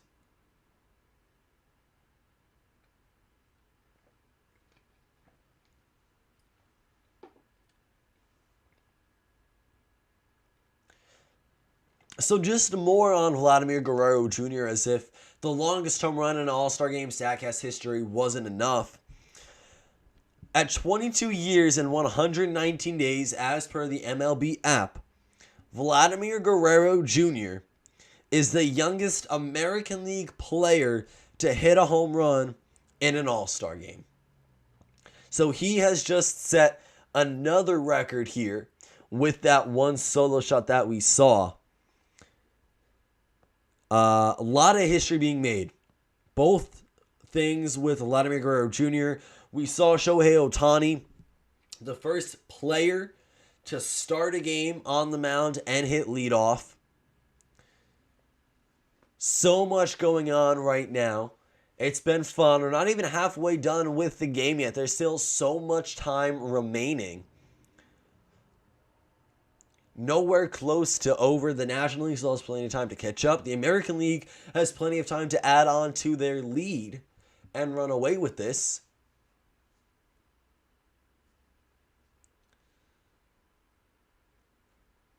So again, it's going to be Nolan Arenado, Freddie Freeman, and Nicholas Castellanos. The third baseman, first baseman, and right fielder, all respectively. The All-Star game is always so much fun to watch, seeing guys from different teams come together, the best of the best. And there is going to be a new pitcher here for the AL, Nathan Eovaldi, on the mound from the Boston Red Sox. Strike one, called strike two, fastball hitting 99 miles per hour. This is his first All-Star selection. 18 starts this year. He's 9-5 with a 3.66 ERA in just north of 100 innings of work. He'll bounce a curveball in the dirt, so it goes 1 ball, 2 strikes to Nolan Arenado, who grounded out back in the first. Very familiar with this ballpark after the majority of his career took place here in Coors. Favorite team is the Blue Jays, and I came to watch the game where I live. Yeah, Major League Baseball blackouts are the worst. I know this right now is on Fox, at least what I'm streaming it off of is on Fox. And it is unfortunate, like with the MLB app, MLB TV, you do get blackout restrictions for local teams. As Arenado takes a 2-2 pitch to the right side of the infield, the out will be made. 4-3 put out to start the bottom of the fourth. Hopefully at some point blackout restrictions are no longer a thing in Major League Baseball. Rob Manfred said, though, earlier today or yesterday it was, that he does not plan on having some of these new familiar rules that we're getting used to in 2020 and 2021 return next year, which would be great.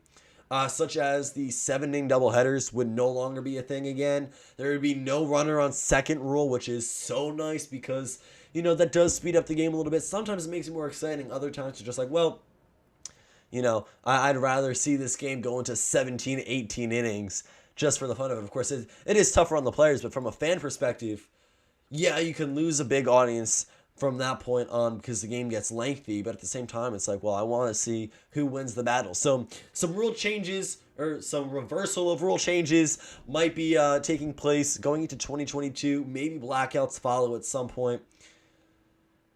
And yeah, back to the game. Nathan Eovaldi versus Freddie Freeman. It's an 0-2 count. He fouls this one back, so it's going to remain 0-2. Nick Castellanos in the on-deck circle.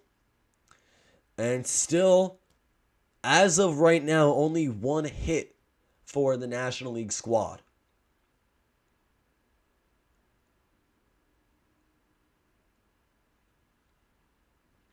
Oh, 2. Nathan Eovaldi is set. Salvador Perez, they call timeout really quick, just to get on the same page here. Eovaldi to Freeman. It's going to be a breaking ball that Freddie Freeman gets a piece of, and it's going to be singled through the shift on the right side of the infield. There were two infielders playing to the right of the second base bag, neither of which could get to that ball. So Freddie Freeman works himself a base knock. One away for Nick Castellanos.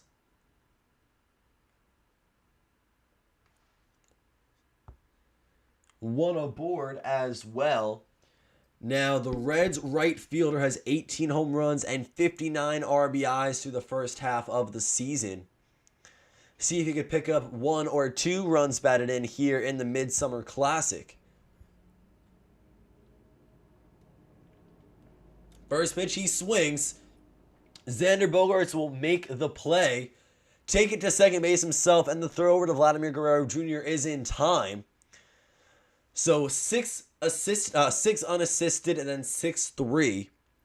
It's just going to end up going down as a 6-3 double play. Nick Castellanos grounds out very quickly. And that will end the 4th. One more hit for the National League, so they double their hit column. Still no runs, no men left on base. We head to the 5th. So this game is moving at quite a quick rate. It's exciting in the sense where it's still very close. I mentioned a little earlier on, I want to see a lot of action. I want to see some big offensive swings. But I also don't want it to be a lopsided game. As much as it would be fun to see it like 9-0, I think every fan would rather it be 9-8, 9-7, almost like the Juan Soto-Shohei Ohtani matchup last night. It was much more fun when they were going into these overtime rounds and they were trying to go head-to-head and knock each other out. Like, that's what we want to see here in the All-Star game. So, it's still very close, 2-0. We still have a lot of time left. It's the 5th frame. Teoscar Hernandez, Cedric Mullins, and the leadoff batter are due up for the American League squad. Now, it's Hernandez, Mullins, Ohtani, 8-9-1. But I would think Shohei Ohtani comes out of the game and he gets replaced with someone else. I don't know how that's going to work. Or actually, he might just end up being... I didn't even think, because, of course, he was the starting pitcher. But with some AL replacements, Ohtani did have 2 at-bats, one in the first, one in the third. So once he came out as a starting pitcher, his role in the lineup just switched to designated hitter. So he started the game batting leadoff as a pitcher, but the 3rd inning when he came around again, I didn't even think about this in the 3rd inning, when he was hitting as a designated hitter and not the pitcher, obviously. Because by that time, there were 2 other American League pitchers, or 1 other American League pitcher who had gone besides Ohtani.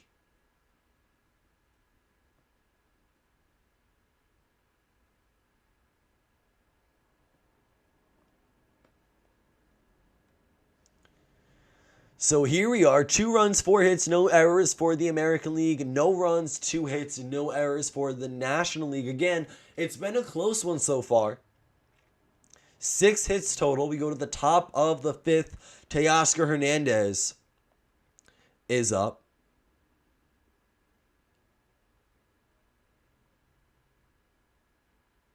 And we'll see what he can do here.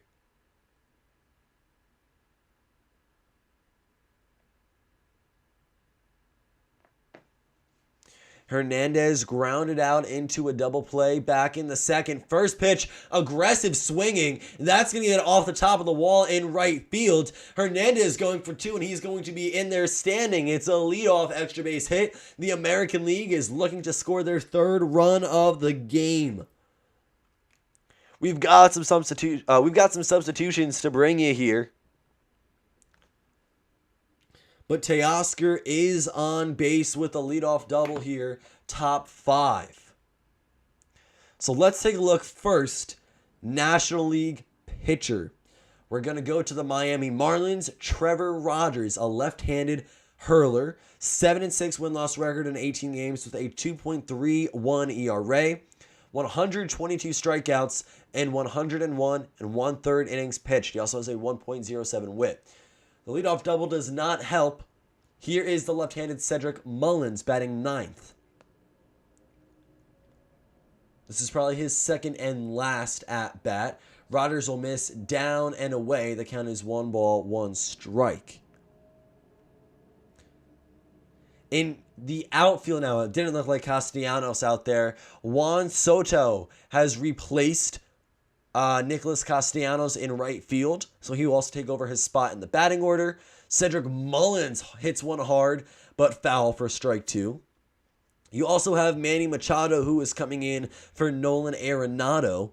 So 2 new replacements, Machado in for Nolan Arenado, Juan Soto in for Nicholas Castellanos. And of course, as I bring that up through the Major League Baseball app that is going to be displayed on Fox if you're watching along at home, Mullins reaches for one outside, singles it back up the middle. Brandon Crawford gets behind the second base bag, but will not be able to make the throw. He does bobble it. So Hernandez advances to third. We'll see if that gets credited as a single or an error for Cedric Mullins. I would think that's going to be a base hit. Mullins has a lot of speed. There's a little bit of a shift there. Crawford actually ends up on the second base side of the bag. And it gets off the top of the glove. So on the transfer, he loses the baseball. It's first and third, no outs. We're going to give that a single to Cedric Mullins, who ended up going 1 for 2. And Fox and the scorers for Major League Baseball also gave that a hit. Kevin Cash, the manager for the Tampa Bay Rays, is also the manager for the American League All-Stars. Dave Roberts of the National League Los Angeles Dodgers, he is managing for the NL squad. Of course, these are the 2 coaches that were in the 2020 World Series, and that's how that gets determined every year. JD Martinez in as the designated hitter, so he will hit. This is his first opportunity. Shohei Ohtani's night is officially over here in his first ever All-Star game. 0-2 to JD, 6th in the AL though, with 62 RBIs. Runners at the corners, he checks his swing. Does he hold up? No, he does not, says the first base umpire, who strikes him out with a smile on his face. So there's a strikeout swinging, and now Rogers of the Miami Marlins is just a double play away from getting out of the inning. It was a leadoff double, and then a single to follow. Now a strikeout for Vladimir Guerrero Jr.'s slot in the order. Let's see if he comes out or not.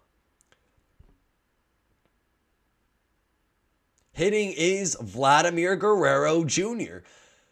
And the first pitch, he will swing and miss for strike 1. So this is his third at bat.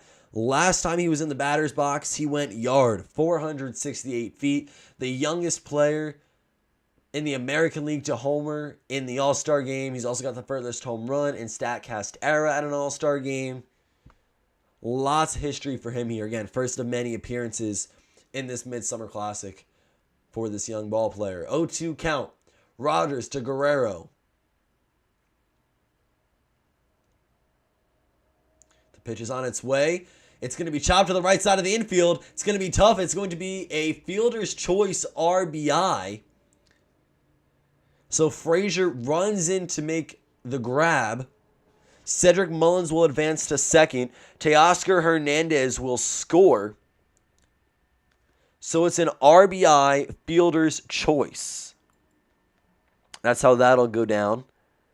4-3 fielder's choice. The American League now up 3-0. One Blue Jay brings in another. 2 away. Xander Bogaerts will get a third at-bat as well. And first pitch he sees from the lefty hurler is going to be fouled for strike 1.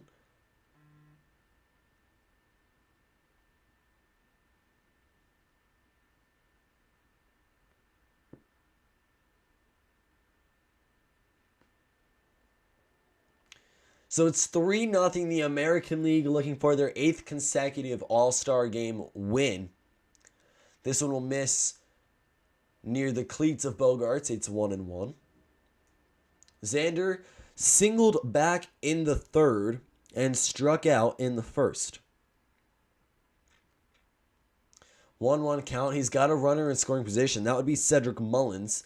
A single would probably score him. Bogaerts punches it into right field on a ground ball. Diving is Adam Frazier. He cannot make the play. Juan Soto approaches the ball. And what did I just say? A single scores Cedric Mullins. He will go ahead and plate the 4th run of the game. All for the American League. So, have a night, AL East All-Stars. Xander Bogaerts, RBI single. Cedric Mullins scores. Let's just break this down really fast, right?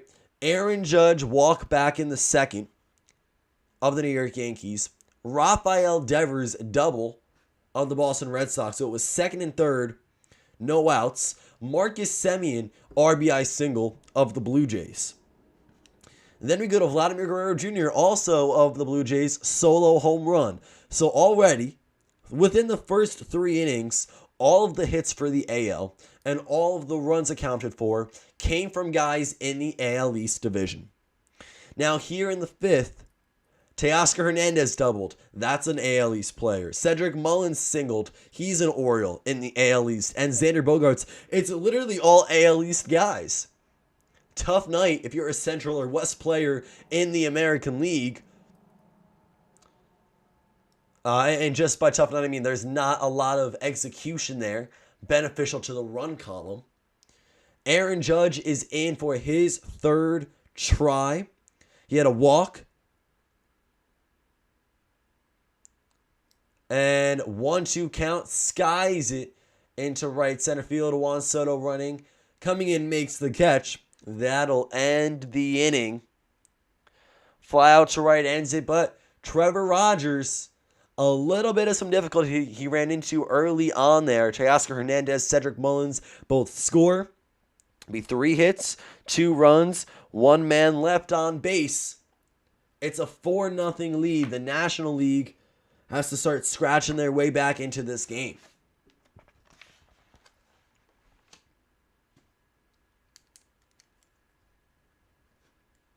We'll see Winker, Realmuto, and Reynolds all for a second time here in the, bottom of the 5th. We should see another pitcher in for the American League. They had Nathan Eovaldi back in the 4th. We'll see. Maybe they end up keeping him in. We saw that with Corbin Burns, who got 2 innings of work. So far in the AL, Ohtani, Lynn, Gibson, and Eovaldi have all pitched. Winker, Realmuto, Reynolds, left field to catcher, center fields, all due up for this National League team. It's been a good game. The American League, though, is out ahead early on. They're following this historic path where they are just a little bit better than the National League in this game every year. Looking for 8 wins in a row for the Midsummer Classic. Right now, they have got the odds on their favor. The odds are in their favor as they're up 4-0.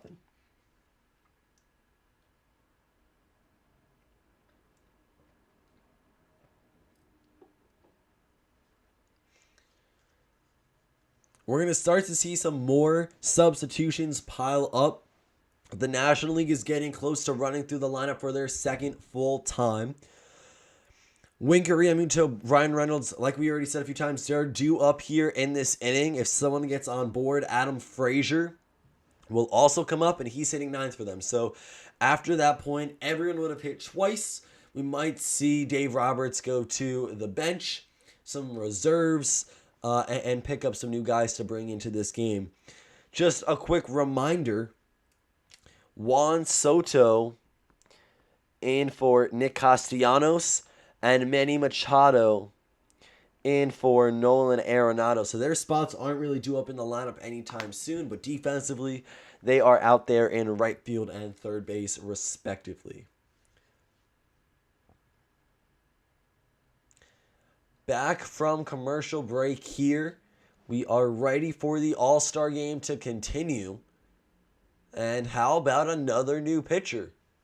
We have seen, this is now 5 innings, 5 different pitchers. Gregory Soto of the Detroit Tigers, 38 games, a 4-1 record. This is his first All-Star game appearance. Winker is going to ground out to the right side. And that'll be out number 1. Semien throws over to, looks like Matt Olson. So Vladdy Jr.'s day might be done. Quick little 4-3 put out for the first out here, bottom 5. Let's go ahead and check if there are indeed some other defensive substitutions in the AL. I'll also give you guys some more extensive stats on Gregory Soto. So like I said, 38 games, a 4-1 win-loss record, and his ERA exactly at 3. He has 43 punch-outs in 36 innings and a 1.39 whip, representing from the Detroit Tigers. First pitch, JT Realmuto was in there for a strike. This one going to bounce for a ball.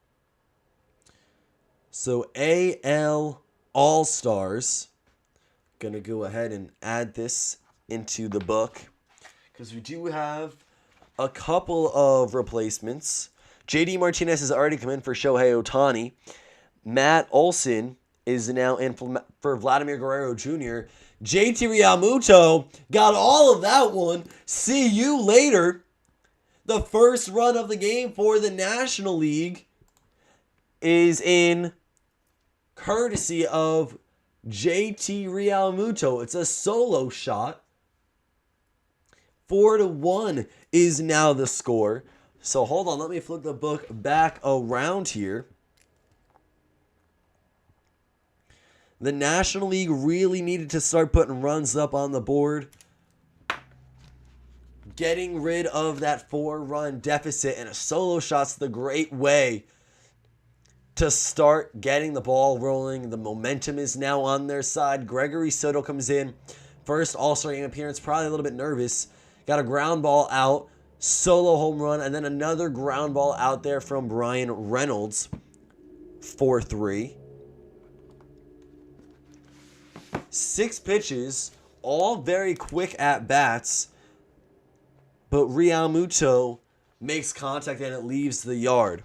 So as I was saying, Martinez in for Ohtani, which you already knew. Matt Olson in for Vladimir Guerrero Jr. Bo Bichette in for Xander Bogaerts. Joey Gallo in for Aaron Judge. Jose Ramirez in for Rafael Devers. Mike Zunino in for Salvador Perez, and that is it. So the only remaining starters on the AL line, or in the AL lineup right now, are Marcus Semien, Teoscar Hernandez, and Cedric Mullins. Everyone else has been replaced. Ohtani, Guerrero, Bogaerts, Judge, Devers, Perez, all of their nights have come to an end.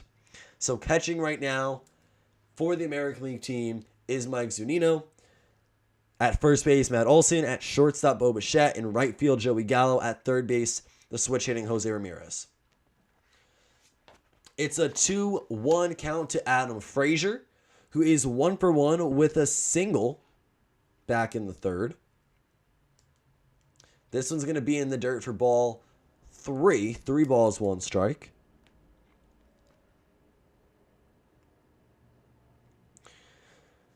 So the AL puts up 2 top 5. The National League has so far responded with 1.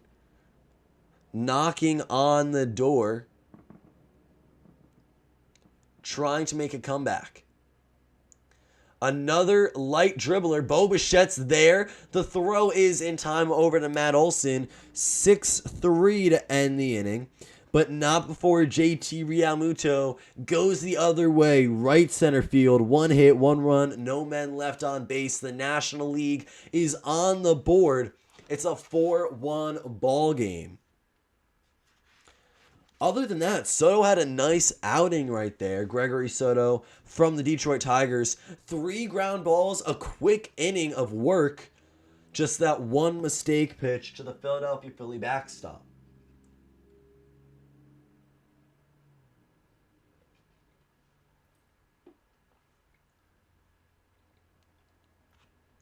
Due up for the American League here in inning number 6 is going to be Jose Ramirez, Marcus Semien, Salvador Perez. So it looks like, for the most part, Kevin Cash was trying to get all the starters 3 at-bats. The only exception to that is going to end up being Salvador Perez, who went 0-for-2 with 2 punch-outs. Hernandez is still in. Mullins is still in. Both are 1-for-2. And yeah, so Rafael Devers, let's see. Devers also only got 2 at-bats. But otherwise, we are set in stone. Top 6 ready to roll out. Jose Ramirez, switch hitter for the Cleveland Indians. Going to go ahead and make his first opportunity right here in his first at-bat. See what he can do. Still coming back from commercial break. 4-1 ball game. The National League is on the board, which is great. The American League is still holding on to that lead they jumped out to very early on. And again, it's been a nice night for AL East hitters. If we're looking at a most valuable player right now, just sheer production-wise, Vladimir Guerrero Jr. would probably be the pick if the AL wins 4-1. So if the game was to end right now, Vladdy Jr. would end his night, or would end the game 1 for 3 with a solo home run and 2 RBIs. He had a ground out in the first, solo home run in the third, and fielder's choice RBI in the fifth. He is probably the favorite for most valuable player. Other than that, there's really a couple other guys that can be. Like if you're looking at runs scored, you got Judge, Hernandez, Mullins. Judge also had that nice play out in right field. Teoscar Hernandez has a double play and a double run scored. Mullins has a strikeout, single, and a run scored. So we'll see. There's really no clear favorite yet. Again, if the game was to end now, I think it would be Vladimir Guerrero Jr. But good thing is, game's not over. So we still have plenty of time. And any other name can right now jump out at us and be eligible for that MVP title.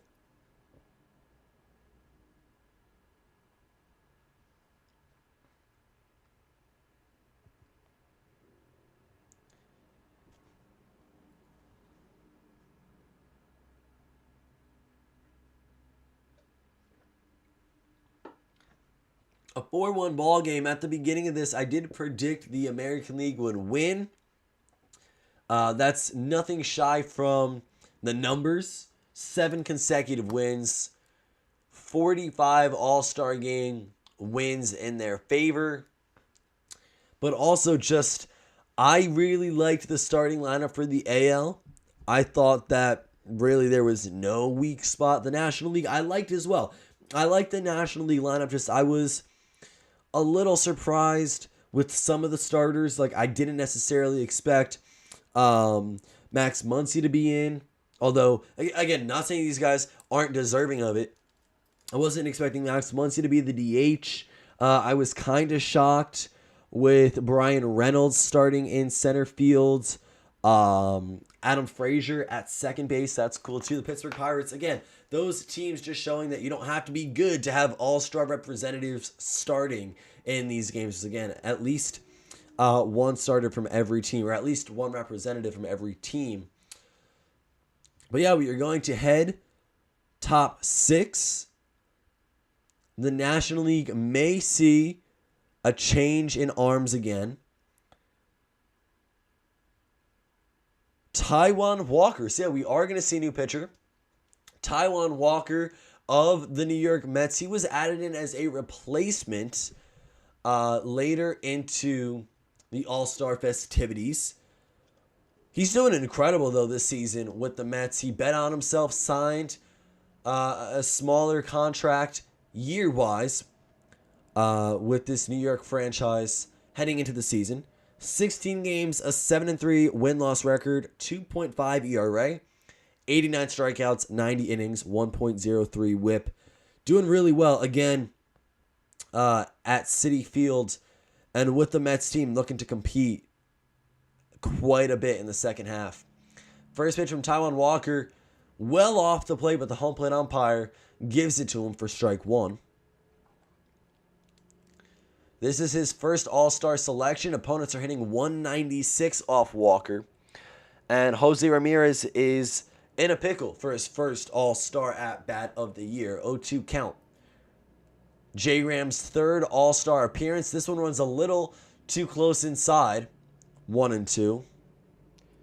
Definitely too close to comfort right there. Ramirez gets backed off the plate very quickly. Another fastball going to run in. So went from 0-2 to 2-2. And there are a lot of replacements National League defensively that we have to discuss as Ramirez fouls one just out of play down the first base line. So let me go ahead and bring up each and every new player in the game. The only thing bad about this All-Star game is that for me now, trying to keep the book, it is very difficult having all these substitutions come in, and it gets very messy very quickly. Ramirez fouls another one back. 7-pitch at bat, sorry, it's 3-2. So let's take a look at what we got here. Brandon Crawford, we knew, was in for Fernando Tatis Jr. Max Muncy, still in the game. Nolan Arenado has been replaced with Manny Machado, which we knew. Jake Cronenworth in for Freddie Freeman. As Jose Ramirez sends one into right center field. Does it have enough? No, it does not. Chris Taylor will go ahead and track it down. Great running grab right there. Chris Taylor, who I was just getting ready to mention, being brought in, he replaces Brian Reynolds out in center. So Chris Taylor in center field. Don't worry, we have other replacements to go ahead and mention. So Cronenworth came in for Freeman. We already knew about Soto and Castellanos. Chris Bryant has relieved Jesse Winker of time in left field. And Omar Narvaez has replaced JT Realmuto, who is responsible for the only run in the NL tonight. Ozzie Albies also in at second base for Adam Frazier. So the only original starter still in the game in the National League is Max Muncy, who is a Los Angeles Dodger. Dave Roberts, Los Angeles Dodgers manager, manages the NL team here in this one. Other than that, we have seen everyone been replaced at least once all throughout the game on both sides. Whit Merrifield is in now. Facing off against Taijuan Walker, there's 1 out. 1-2 count. And he's going to foul this one back. So let's see. Ramirez flew out to center. Now we got Whit Merrifield in for Semien. He's down 1-2. This one will miss downstairs 2-2. On deck is Mike Zunino, who has been brought into his first All-Star game. He will have his first ever All-Star at bat, replacing Salvador Perez defensively in the bottom of the fifth. Walker records a strikeout as Whit Merrifield will offer and miss at what seemed to be a slider down and away. Good pitch right there. So now we go to Mike Zunino, right-handed batter, catcher for the Tampa Bay Rays. First All-Star Game selection. Same with Taijuan Walker. He is second among certain catchers with 19 home runs on the year.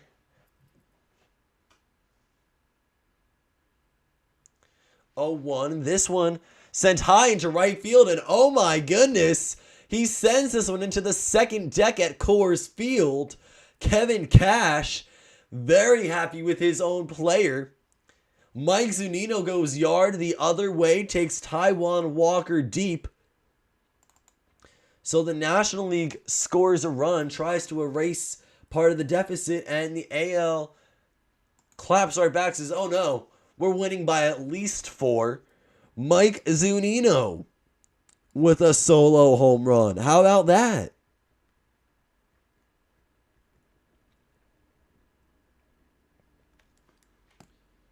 Walker missed with it over the heart of the plate, and Mike Zunino did not miss a beat. He got into the second deck right above the bullpen out in right field. Great piece of hitting. Now in is Jared Walsh for Teoscar Hernandez, first baseman and outfielder for the Los Angeles Angels. Fifth in the AL with 65 RBIs. He's going to foul this one back. It's 0-2. So Jared Walsh is in. With that, you have to assume Cedric Mullins will be coming out of this game. He might already be out of the game, but just personally, I have not looked at the AL, which is what I'm going to do right now.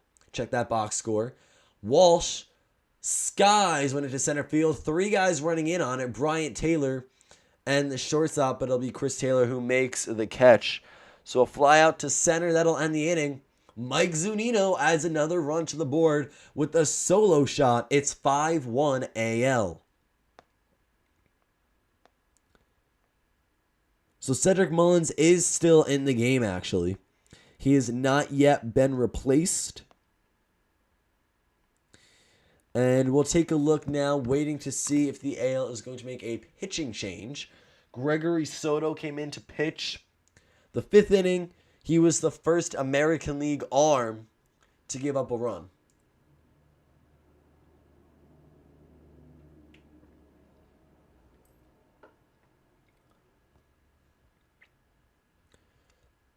We're seeing a lot of action now here in the middle of the game. The pace has started to slow down a little bit. Bottom 6 in the National League. We're going to see a lot of new names come out, get their first at-bats of the ASG.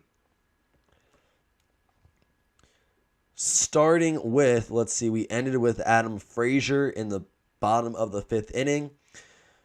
So we go top 6. Brandon Crawford will make his first appearance in the 2021 Midsummer Classic. We'll also get Manny Machado's first at-bat.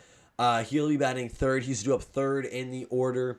Max Muncy, I'm sure, is probably going to end up coming out of the game. And the only reason why he's not already is because he is the designated hitter.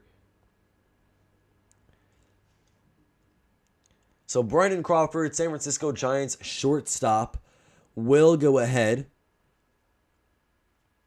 and join the fun. Now, Major League Baseball All-Star Game MVP voting is open. You get to vote for who the MVP is of right now. The MVP award is presented by Chevrolet. And one player can be selected by the fans. You can vote right now. I'm going to cast my vote for Vladimir Guerrero Jr. He is my MVP selection.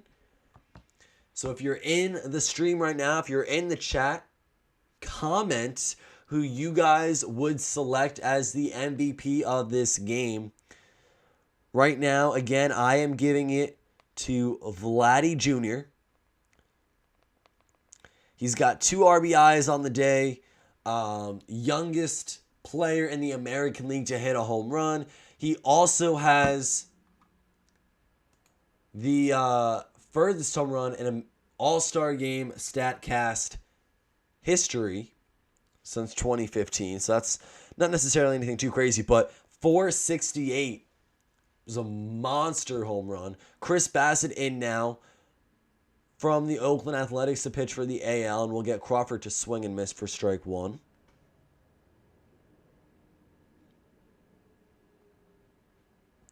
Sixth in the National League for Brandon Crawford in OPS at 921 through the first half. He will offer and miss at a fastball upstairs, so the count now goes 0-2.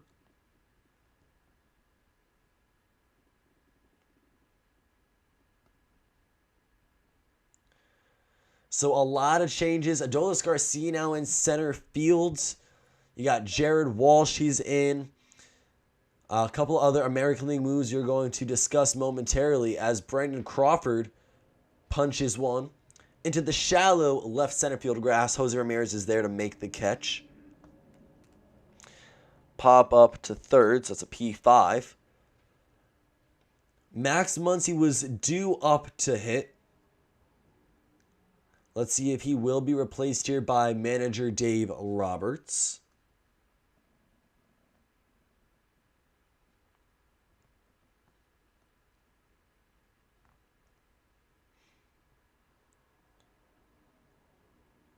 Shohei Ohtani registered a pitch at 100.2 miles per hour tonight. Just thought we should bring that up since we didn't really talk about his pitching much. Only one inning of work. Here is now, we got Justin Turner in to replace Max Muncy. So Dave Roberts in the DH spot likes to stick with his own guys so far tonight. Justin Turner, though, a 307 batting average through the first 80 or so games. The count is 1-1 from Bassett to Turner.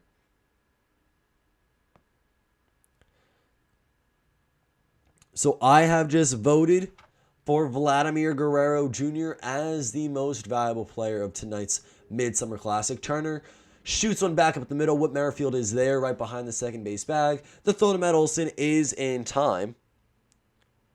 4-3.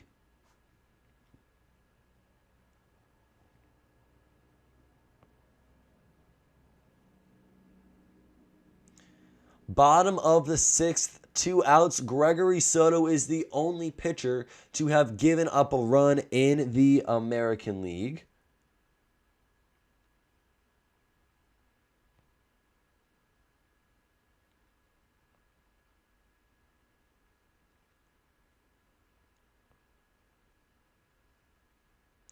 In steps Manny Machado, 267 average from March to July. He's going to take a ball to start his at-bat. Now Machado is in for Nolan Arenado. Arenado offensively this game went 0 for 2 with a ground out to shortstop and a ground out to second base. Manny Machado, though, singles into right center field. Adolis Garcia bobbles it, and Machado's going to reach second easily. So I'm going to put that down as a single and then E8, which gives him the second base bag. I think that's what that is going to be scored officially from Major League Baseball, but we are going to double check here. I have that a single and E8 with 2 outs here in bottom 6. Now Jake Cronenworth, who came in for Freddie Freeman, so he is batting 4th here in the lineup. He's got to run around second in scoring position. NL trails by 4. And it's going to be big foul ball swing, 1-1.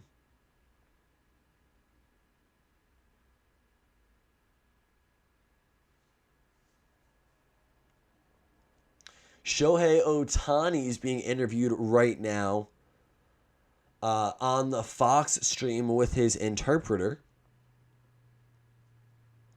Bassett delivers to Cronenworth, who's going to foul another one back. It's 1-2.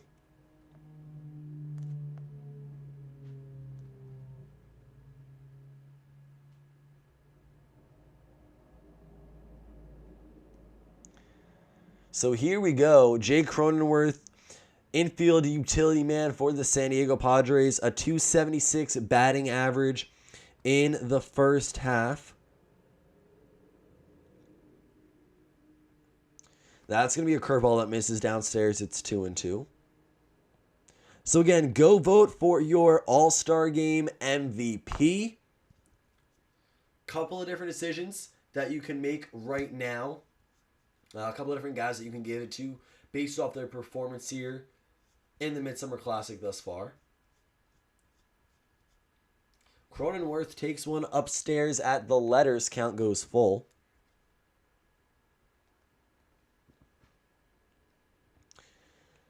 Looking at the box score now, because there were some replacements that I wanted to talk about. We got Jared Walshman hitting for Teoscar Hernandez, which we knew. And Adolis Garcia is in for Cedric Mullins. So Mullins' night has come to an end. He is done in his first ever All-Star game. He did single and score a run, though, so not a bad night there for the former switch hitter.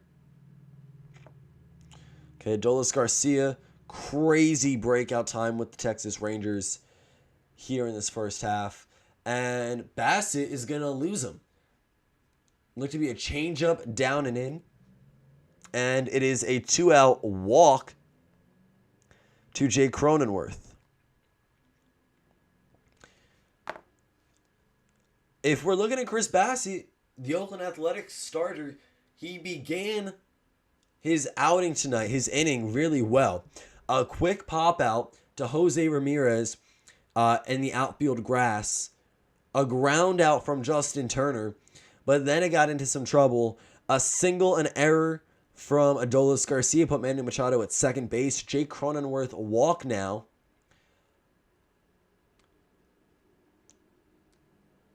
1-0 count to Juan Soto. This is a big bat that you have to be very careful with if you're Chris Bassett. You're struggling right now. Not necessarily struggling, but you've lost the last two batters. You need to rope him back in here. Juan Soto proved last night that he can hit the ball very well in Coors.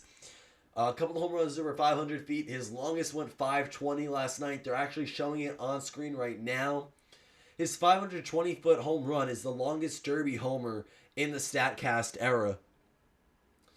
Yeah, so he can crush the baseball and easily make this a one-run game. 2-0 count, a little bit of a Soto shuffle. Now it's 3-0. Bassett backs him up off the plate. This runs inside. If you're Kevin Cash, you maybe want to start thinking about warming someone at the bullpen. Bassett nearing 20 pitches.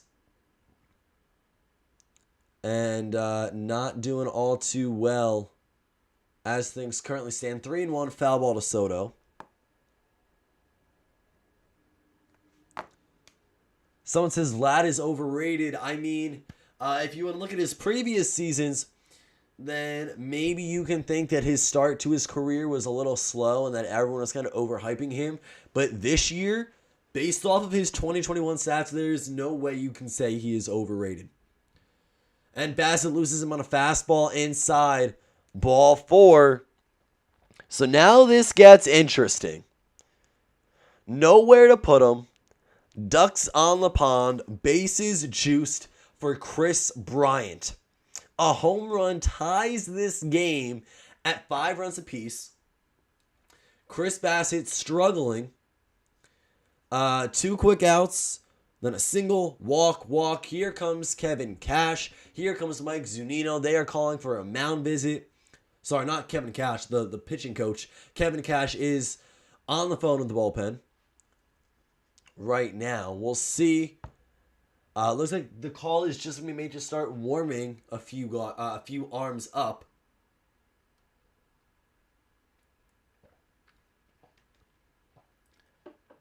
Chris Bassett going to stay in. So Chris Bassett, Chris Bryant, and it's a call strike 1 down and away. Watch Bryant hit one 500 feet, says someone in the chat. Hey, that would be such an exciting turn of events for this game. 500-foot grand slam from Chris Bryant. There's no way he's not the MVP if the NL wins at that point. Big swing and a miss, strike 2. That was a power swing right there. That's someone clicking square in MLB The Show 21. And that was the look of Chris Bryant trying to tie this game up. No balls, 2 strikes to Chris Bryant, who came in for Jesse Winker. That one, nowhere close to the strike zone. It's going to get by Mike Zunino. A wild pitch. The run will score. Manny Machado is in. It's 5-2. Wild pitch from Chris Bassett. Things are starting to get a little bit out of hand. Now a grand slam is not needed to tie the game. It would just be a 3-run shot. I mean, he still needs a home run to tie the game. Just it wouldn't be a crazy cool grand slam in the All-Star break. And instead, Chris Bryant's going to strike out swinging on a pitch up and in. A little too little. A tad too late, Chris Bassitt. He does end up bringing in a run on a wild pitch. If he got that strikeout one pitch earlier, it would still be 5-1 in the American League, but not a big deal. The American League still walking away with the lead. Chris Bassitt, 1 earned run. The National League did leave 2 men on base. Lost a big opportunity right there, but they did still score. So it's nice as they are cracking down a little bit, and they are starting to deteriorate the American League's lead. You had 1 hit in that inning, 3 base runners. 1 would score on a wild pitch, 2 were left aboard. We go top 7. Top 7 now. And some changes have been made. We have some changes to be made. Adolis Garcia's name is officially going to get penned in to my scorebook here. Batting 9th for Cedric Mullins in center field. Mullins ended his line 1 for 2, a single, and run scored back in the 5th. He also struck out swinging in the 3rd. So it'll be 9-1-2 for the AL All-Stars. Adolis Garcia. I put A and then Dolis on my scorebook here. Adolis Garcia, JD Martinez unless he gets substituted, and then Matt Olson.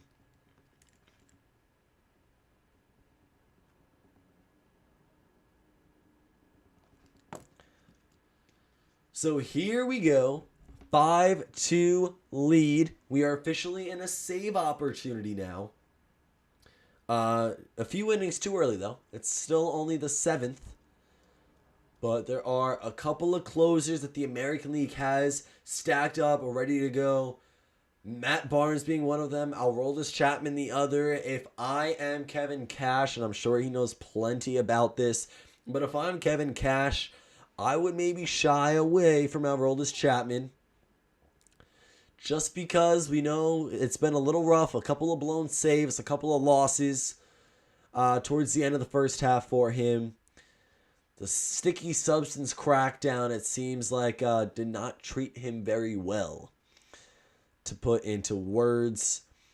So we'll see. But Chapman, Matt Barnes, they are 2 relievers in the pen. Let's also look at any others and who the National League has.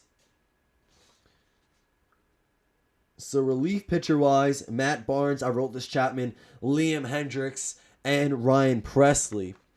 Now, Ryan Presley is not active for tonight. He's an inactive player on the paternity leave, which coincidentally, all 4 Houston Astros are not playing tonight. That's speculation says, well, it's because they cheated. They don't want to face the fans. They don't want to face the best players in the game right now. You know, they don't want to be among the best when they know that they did something they shouldn't have. Freddie Peralta coming in now to pitch for the National League. So yeah, no Astros in. We got Altuve, Correa, Brantley, and Presley all got voted to the game. Altuve is going through some personal stuff, some family things right now. Prayers to him and his family, because no one deserves, to have anyone in the hospital. A sick family is not ever something that you want to wish on someone. So Altuve right now is dealing with some family things. Carlos Correa is on the COVID list, interestingly enough, since we haven't seen one of those in quite some time. Ryan Presley on the paternity list, and then just Michael Brantley opted not to play. So no Houston Astros, but back to AL relievers. You got Hendricks, Chapman, Barnes, and Presley would have been, but is no longer. For the National League, reliever-wise, Josh Hader, Craig Kimbrell, Mark Melancon, Alex Reyes. So those are all guys who are ready to go. They may end up working the 8th or the 9th inning. We'll have to see what goes on there. Adolis Garcia has been retired. I just want to go ahead and check how because I did miss it very quick. He struck out swinging. So Dolos Garcia strike out swinging, his first at-bat of the All-Star game. This is also his first All-Star nomination. And here comes J.D. Martinez. 0-2 count. Foul ball off the curveball, 77 miles per hour from Freddie Peralta. Then a swinging strike. Now let's go and see what he does here. Foul ball, 96 miles per hour on the four-seam. Peralta from the Milwaukee Brewers, of course. If we go ahead and look at his numbers on the season, 7-3 through the first 18 games, 135 strikeouts in 98 innings, and a 2.39 ERA. The whip sitting at 0.9 as we enter the second half. Martinez will also go down swinging. So he has struck out twice now. The leadoff spot in the American League is 0 for 4. Ohtani had 2 groundouts, Martinez 2 strikeouts. And now Matt Olson gets his first at-bat since last night's home run derby. Now Olson did get eliminated in the first round. Up against Trey Mancini. And he'll take ball 1 from Freddie Peralta outside.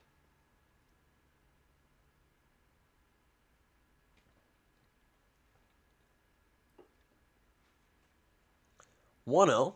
This one going to miss outside again. 2-0 to the power bat left-handed Oakland Athletics first baseman. We've seen a couple of home runs tonight. Vladdy's on the board with one.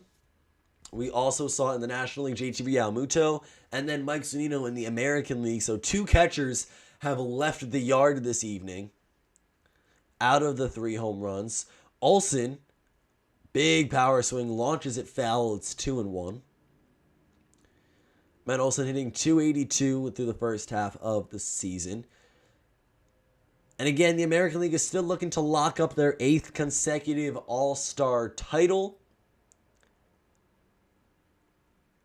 About 2.5 innings left to go.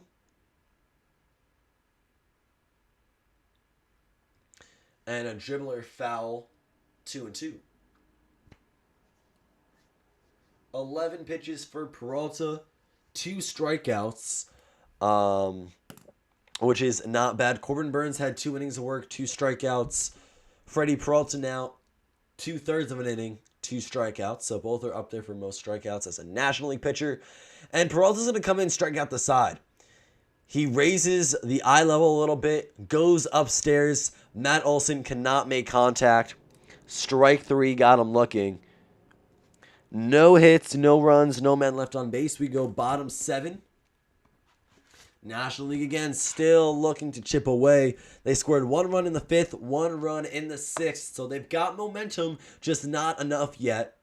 They need to start putting 2 or 3 runs up in an inning to get back into this year a little bit more. Make it a little more interesting and entertaining for all of us viewers at home.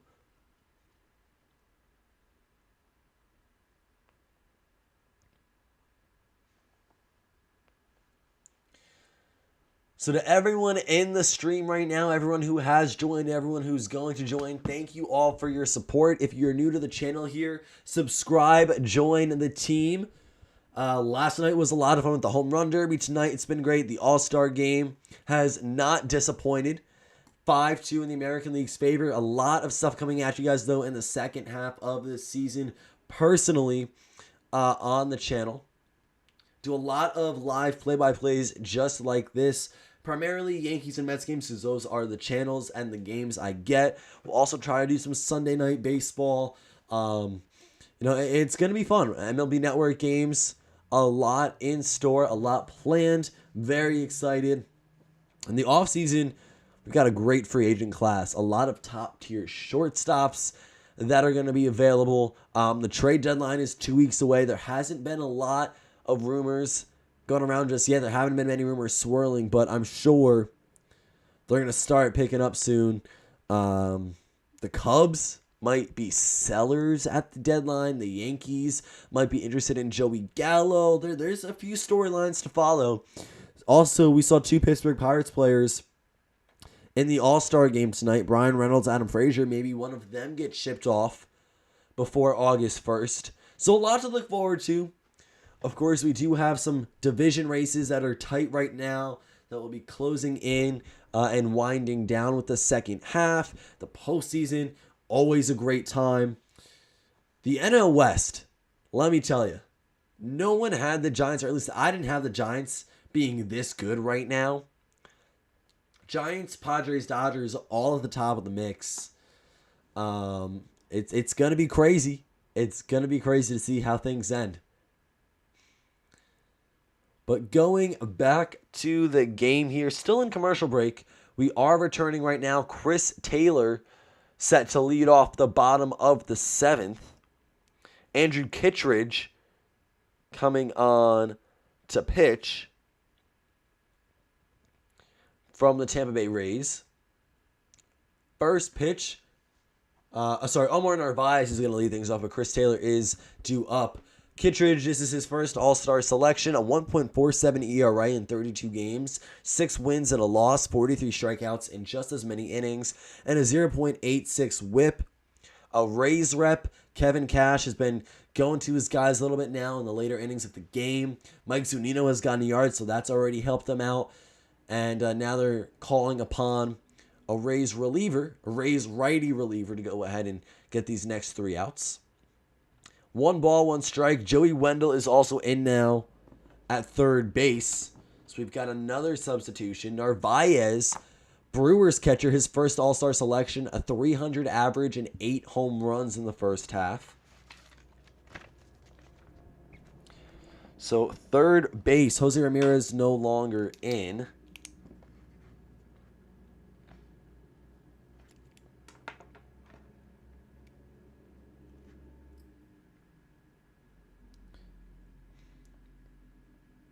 It is going to be Joey Wendell. This is hit hard back up the middle. Bo Bichette behind the second base bag picks it up, throws over to first base, and that is the first out.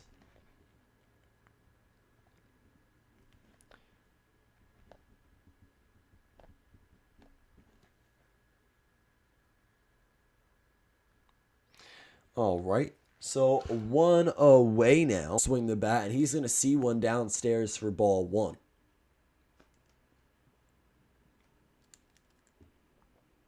Chris Taylor and then Ozzie Albies.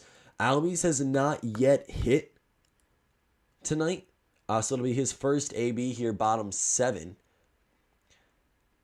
Max Muncy recording on his phone Taylor's at bat, but he's going to ground out to Joey Wendell. So that's a 5-3 put out. Wendell gets a defensive opportunity, the first inning of work he has at the hot corner.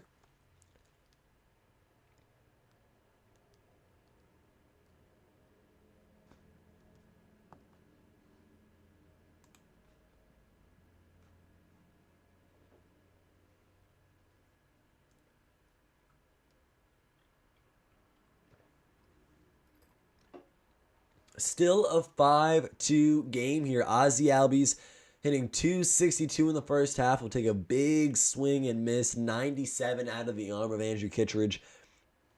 Albies, 61 RBIs, is third most in the National League. He's got a .262 average, 15 home runs, and 823 OPS in 80-plus games. Swing and miss strike two. As a switch hitter, Albies is swinging from the left side right now. And Kittredge is 1 strike away from 3 up, 3 down, the first 0-run inning for the American League since the 4th. Albies hits it hard into the shift on the right side. Whit Merrifield picks it up. The throw is a little down in the ground, but Olsen makes a nice grab at it there. 1, 2, 3, 3 groundouts. A ground out to shortstop, a ground out to third base, and a ground out to second base. So actually, in the book notation-wise, 6-3, 5-3, 4-3. That's pretty cool. No hits, no runs, no men left on base. Top 8, only 2 innings left. Here in this Midsummer Classic, Andrew Kittredge has a perfect inning.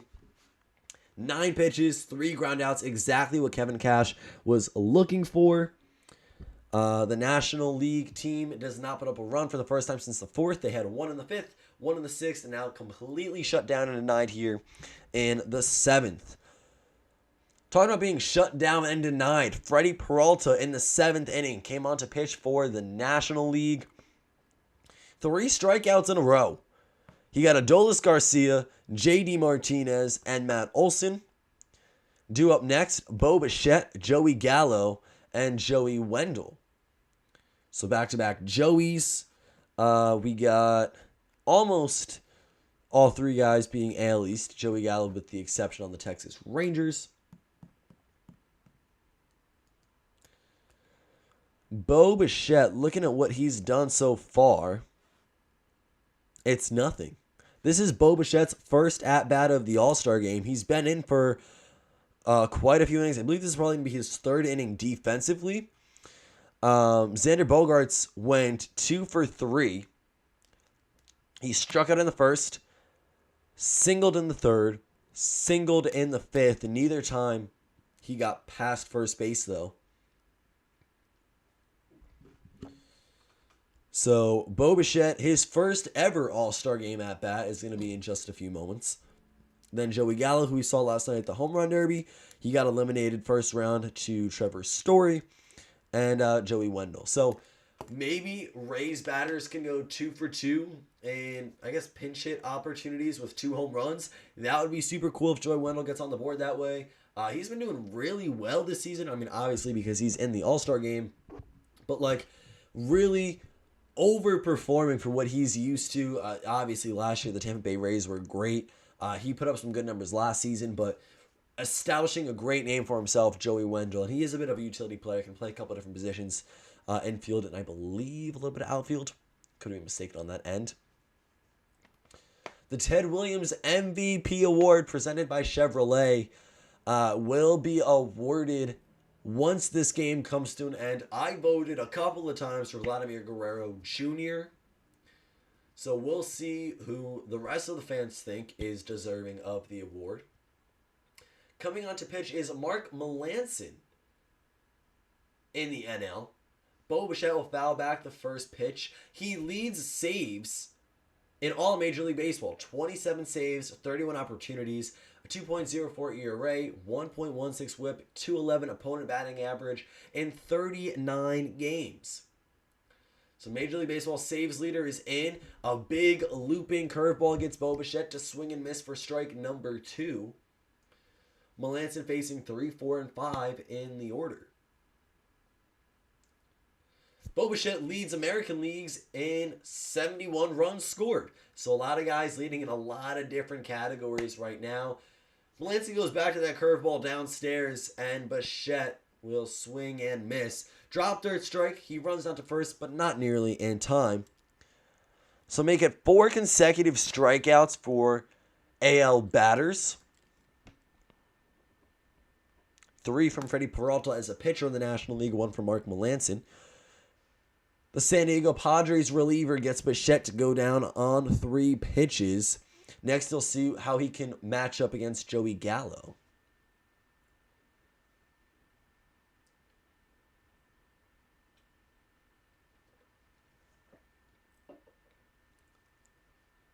First pitch to Joey is a fastball outside for ball 1. He leads Major League Baseball in walks with 72. So just everyone at this point that's up and playing leads Major League Baseball in something. Melancon in saves. Bo Bichette leads AL in runs. Gallo leads Major League Baseball in walks. Like, you know, what's next? What is Wendell going to lead in? We'll have to say. Actually, I don't think he leads in anything. But we'll find out in just a few minutes. Gallo in a 1-1 count. Melancon loves that curveball here in this outing. That's a great pitch that he utilizes very frequently. And it's effective. He got Bichette a couple times with it. Now Gallo is in a hole 1 and 2.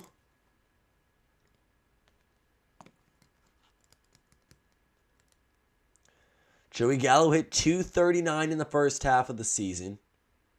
A representative from the Texas Rangers, alongside Kyle Gibson, who we saw pitch earlier on. 1-2. That one's going to stay inside. It started and stayed in. So it counts even at 2 apiece now to the left-handed outfielder.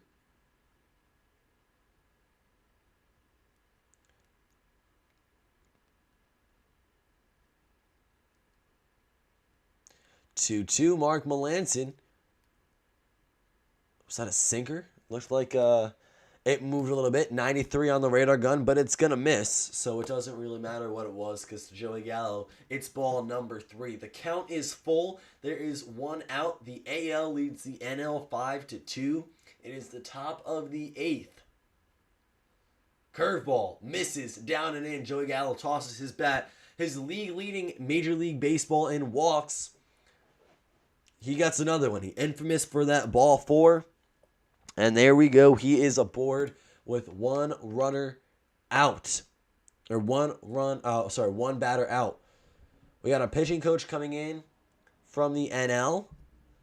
Introducing himself or just shaking hands with Mark Melancon. And Melancon's done. 2 batters. He struck out Bichette. Walked Gallo. Now this can't be because he's worn out.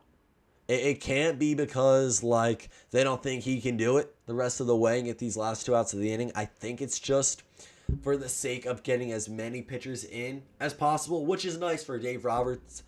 Dave Roberts to go ahead and do, just get as many guys' appearances and actual work in. So they're going to go to commercial break.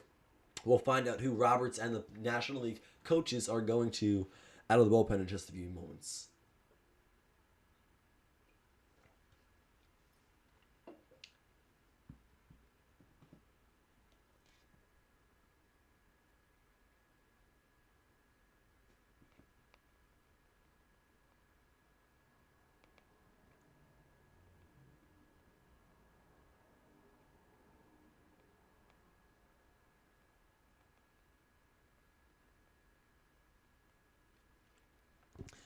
How many home runs do you think Pete Alonso will finish with? Long time no see. Where Ben? Sorry, I'm just checking the chat now for the first time in a while. I did have to take some personal time off of YouTube for a little bit. The end of school got a little crazy. Had a lot going on, a lot of deadlines that I had to hit.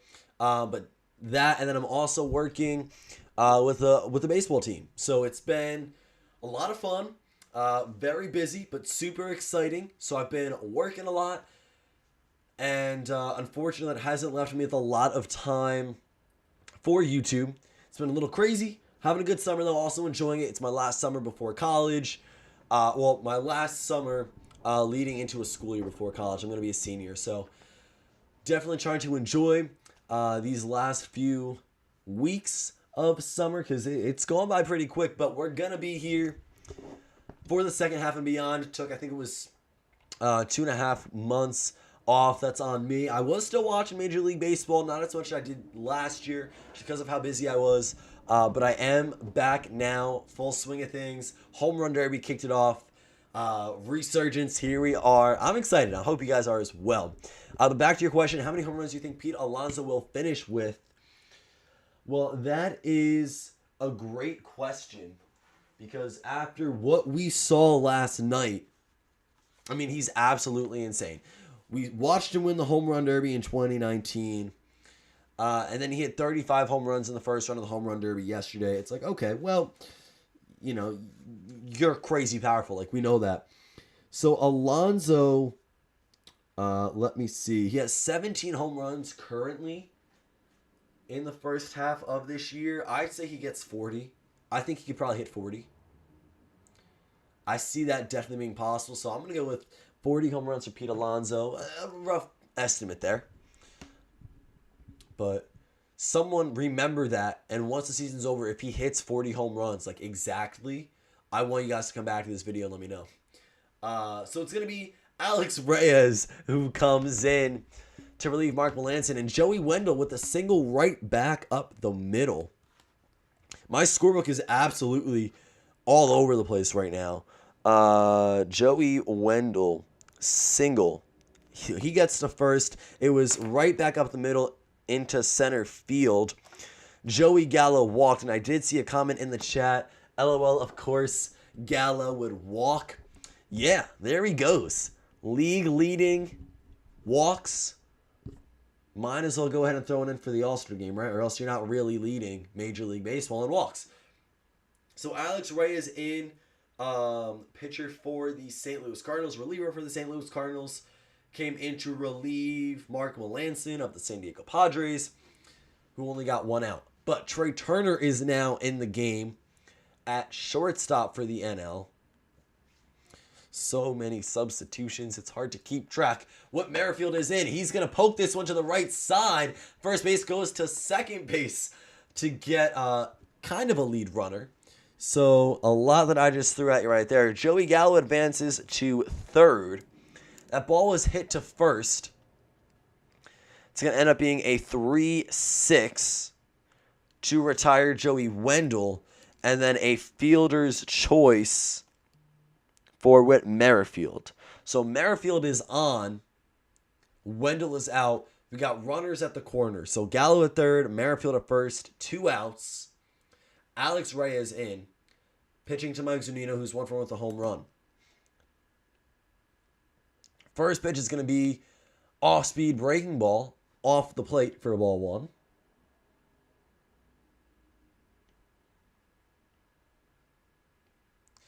Yeah, hello. How are you all doing in the chat? Of course, I remember everyone here that's active. Thank you all for your continued support. I know I haven't been around on YouTube in the past few weeks and the past few months, but that is changing. Just need a little bit of time off, focus on work and some other stuff. But we are back. The home run derby was insane last night. A lot of fun. It was a great stream here on the channel. The All-Star game has not disappointed.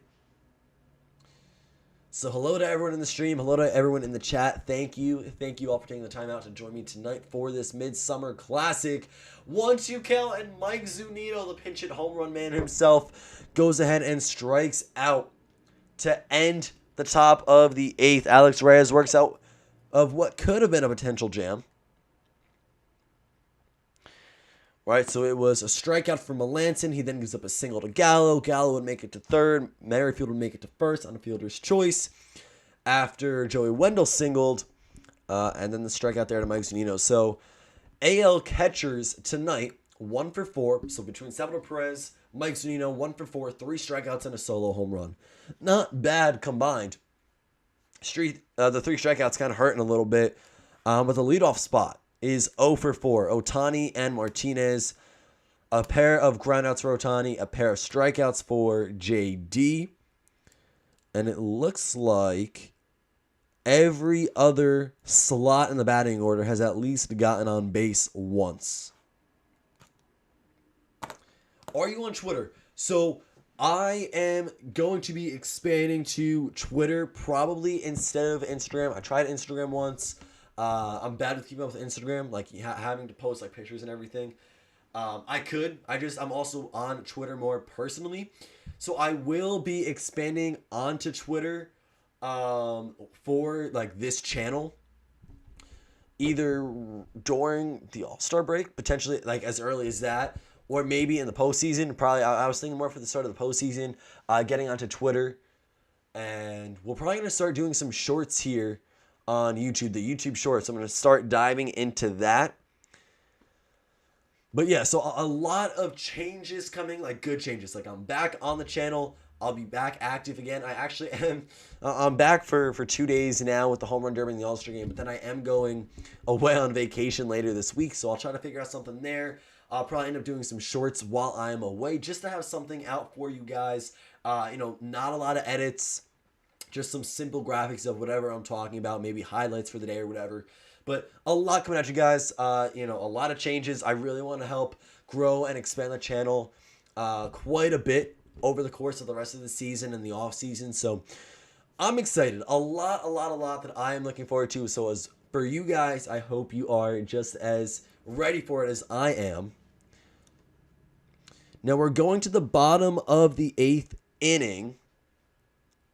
And for the AL, I do have to go ahead and tally up hits and runs in the top of the 8th. They had 1 walk, 1 hit, no runs, and excuse me. And what was it? We got 2 left on base there. So a couple of missed opportunities. If you are the American League team, you are winning right now, though, which is very nice. Because you don't really have to worry about those men that you've left on for that final out. If I am tallying everything correctly here, 2, 3, 4, 5 men left on base. Again, isn't a bad number. They have 5 runs on the board. They've left 5 guys on either first, second, or third when that third out was recorded. But here comes Matt Barnes, second most saves in the American League with 19 in 23 opportunities, 2.61 ERA, 0.89 whip, 14.9 K per 9. So Barnes is pretty good at this thing called baseball. He's been a reliever for the Boston Red Sox, who have outperformed what a lot of fans, I think, were expecting them to do this year. So good for the Red Sox. Good for Matt Barnes. He's made himself a very significant name in that bullpen. Justin Turner gonna lace a single back up the middle, and again, Adolis Garcia has a hard time picking it up in center. But Justin Turner, not JT Realmuto, JT will stay at first.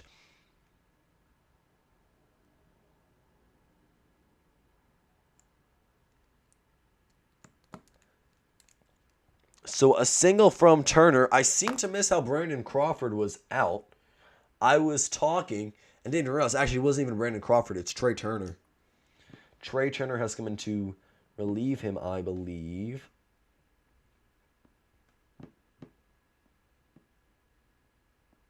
We got Trey Turner flew out to right fielder Joey Gallo. Okay, so fly out 9, and that is for Turner. Trey Turner. So Trey Turner flew out. Justin Turner singled. And here's Eduardo Escobar. So now the book gets really messy because I do not have spots anymore for substitutions for any of these guys. So we got Eduardo Escobar coming in. And this is for third base, Manny Machado, who relieved Nolan Arenado. So here we are. We got Turner on first, Escobar a 2-1 count. If you guys are interested in seeing what the book looks like right now, just a little bit. It's hard to see with the lighting. There we go. But lots of names scattered all throughout. And it's a full count to Eduardo Escobar. 3-2 count, 1 out, runner on first. Matt Barnes pitching as representative from the Sox. Teammate and starting pitcher Nate Eovaldi pitched earlier for this squad. And it's going to be a foul ball. We'll try it again.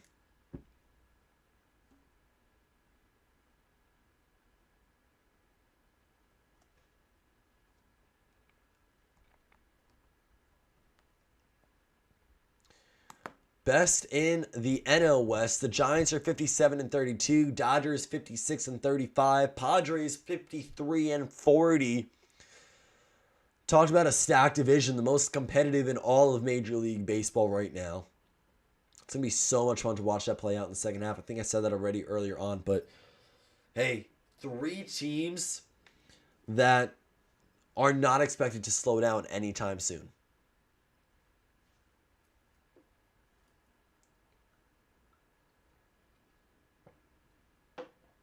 We'll try this full count again to Eddie Escobar. On behalf of Matt Barnes, the pitcher right now. Breaking ball looped into the shallow outfield. Adolis Garcia is there to pick it up cleanly this time. So back-to-back singles. Justin Turner makes his way up to second. Escobar is at first. And the next batter steps up into the plate with the chance of tying it in one swing of the bat. The American League has led this game so far the entire time. But now, let's see who's going to step in. Jake Cronenworth still. He is 0 for 0 with a walk. He then reached second base back in the 6th inning, but no further when the 3rd out was recorded. Matt Barnes is going to miss the strike zone 1-0. Cronenworth batting cleanup, filling in for Freddie Freeman. This is hit on a absolute line to the left side of the infield. Joey Wendell, there was a slight shift. Joey Wendell kind of playing in between shortstop and third base. Throws his glove out, makes a very nice grab. Saves the bases loaded. 1 out. High exit velo right there. Wendell, spectacular catch. I mean, nothing crazy. He just moved his feet over a little bit, but really nice play there from Joey Wendell to prevent 3 singles in a row and bases loaded, 1 out.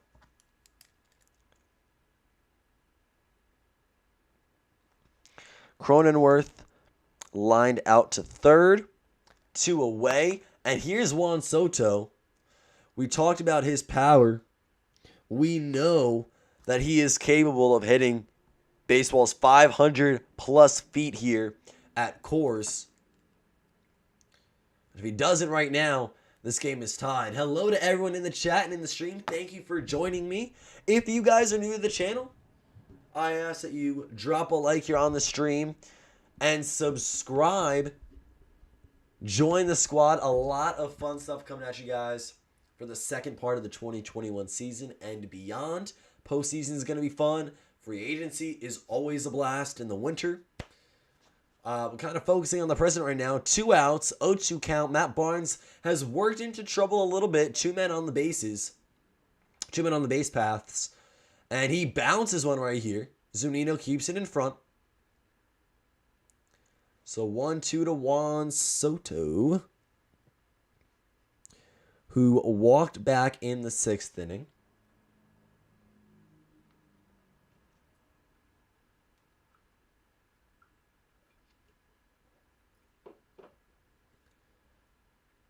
One, two on, 2 outs. Bottom 8. AL leads the NL 5-2. Matt Barnes to Juan Soto. It's fouled off. We'll try it again. Not a bad performance from Soto tonight. He had a big walk back in the 6th to keep the inning alive. Chris Bryant would come up and strike out, but there was room for the National League to go ahead and put some more runs on the board.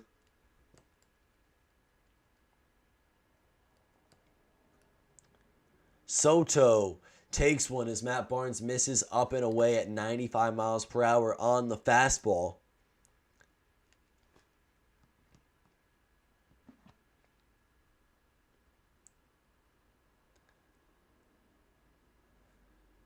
We're going to try this one again. This is a crucial at-bat. Barnes to Soto. 2-2. Fouled off again. Juan Soto is not going down easy. Matt Barnes, 19 pitches on the inning. He's given up 2 hits, both being singles into center field.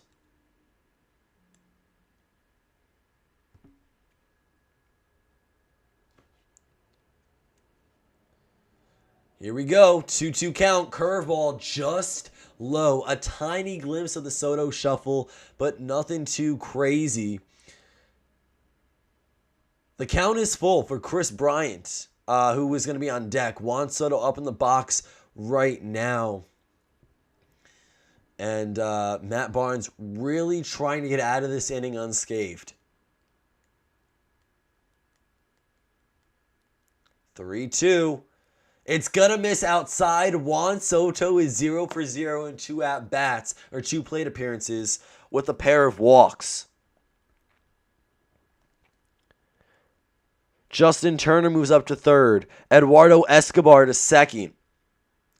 Juan Soto is now at first base. Bases are loaded for Kris Bryant.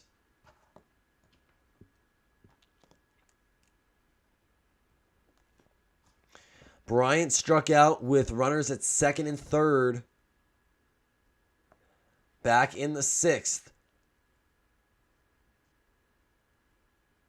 At that point, a home run could have tied the game after Manny Machado scored on a wild pitch. Before the wild pitch, Kris Bryant came up with bases loaded, 2 outs, and a grand slam would have tied it, the score then being 5-1.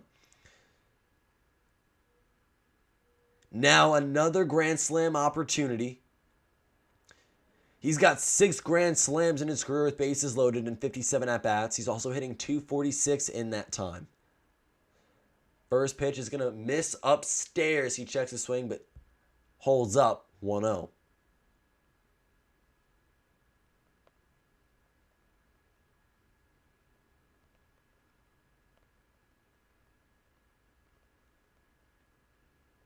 This one gonna miss downstairs. 2-0 as Matt Barnes tries to change the eye level. He has no wiggle room. There is nowhere to put Kris Bryant. The bases are juiced. Ducks on the pond. Whatever you want to say. 2-0 count to Kris Bryant. Make it 3-0 as this one misses upstairs, and Kevin Cash is gonna have to make a decision soon on whether or not he wants Barnes still in this game. Liam Hendriks is warming up. Carlos Rodon is warming up in the bullpen. Bryant sends this one into left field. The catch is gonna be made, and that will end a very dramatic inning. Matt Barnes works well into, but out of trouble, Jared Walsh, a diving catch to save potentially 1, if not 2 or more runs if it got by him. So a line out to left ends the inning.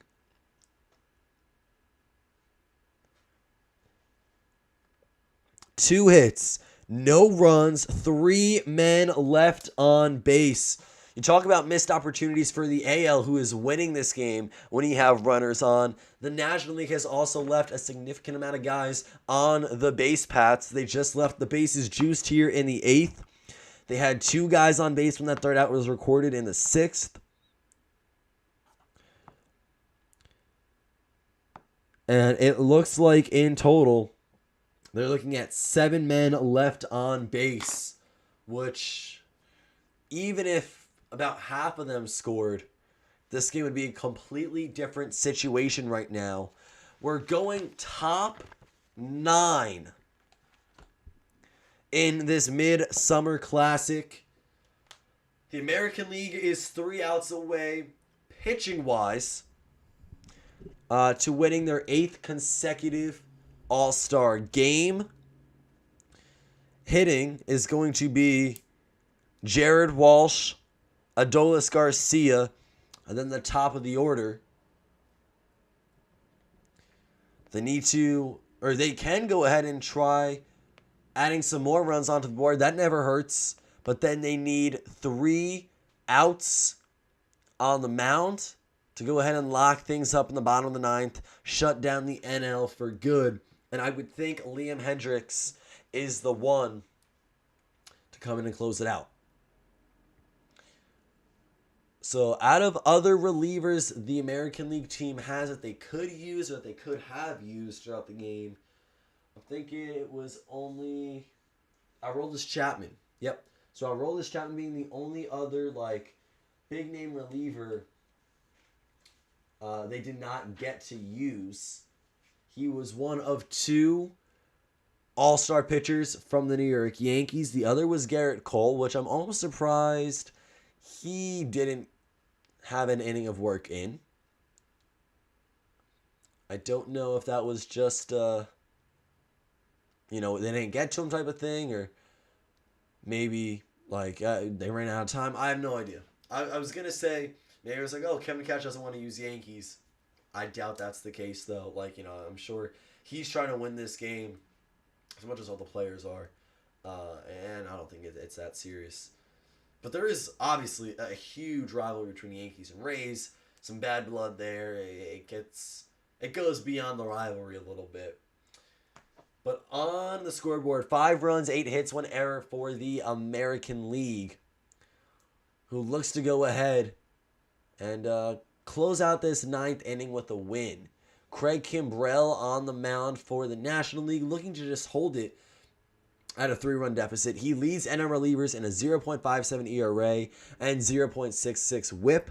He's got 20 saves in 22 opportunities here in 2021. And Walsh sends this one to center field. On the warning track, Chris Taylor. That's his second nice saving play in the outfield. Tracks that one down well. Jared Walsh will go ahead and line out to center for out number 1 after just making a spectacular diving play in left field to end the 8th. So now, after Jared Walsh, we're going to go to Adolis Garcia. 1 out here. Top 9. Garcia fouls back a fastball at 98 on the radar gun. So that'll obviously be good for a strike. Craig Kimbrell, 3 pitches so far. One of the more dominant relievers in this game today. And he was a few years ago as well. He's kind of resurfaced. A little bit of a rocky time for a while. But he's back. And it's a 1-1 count to Adolis Garcia, now playing in the All-Star game as representative of the Chicago Cubs. Now, the Cubs are interesting because they really haven't had the success they could have this year.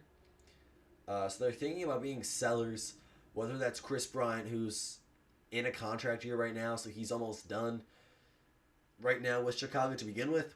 Whether Chicago moves maybe him, Javi Baez. Could they ship off Kimbrell? Who knows?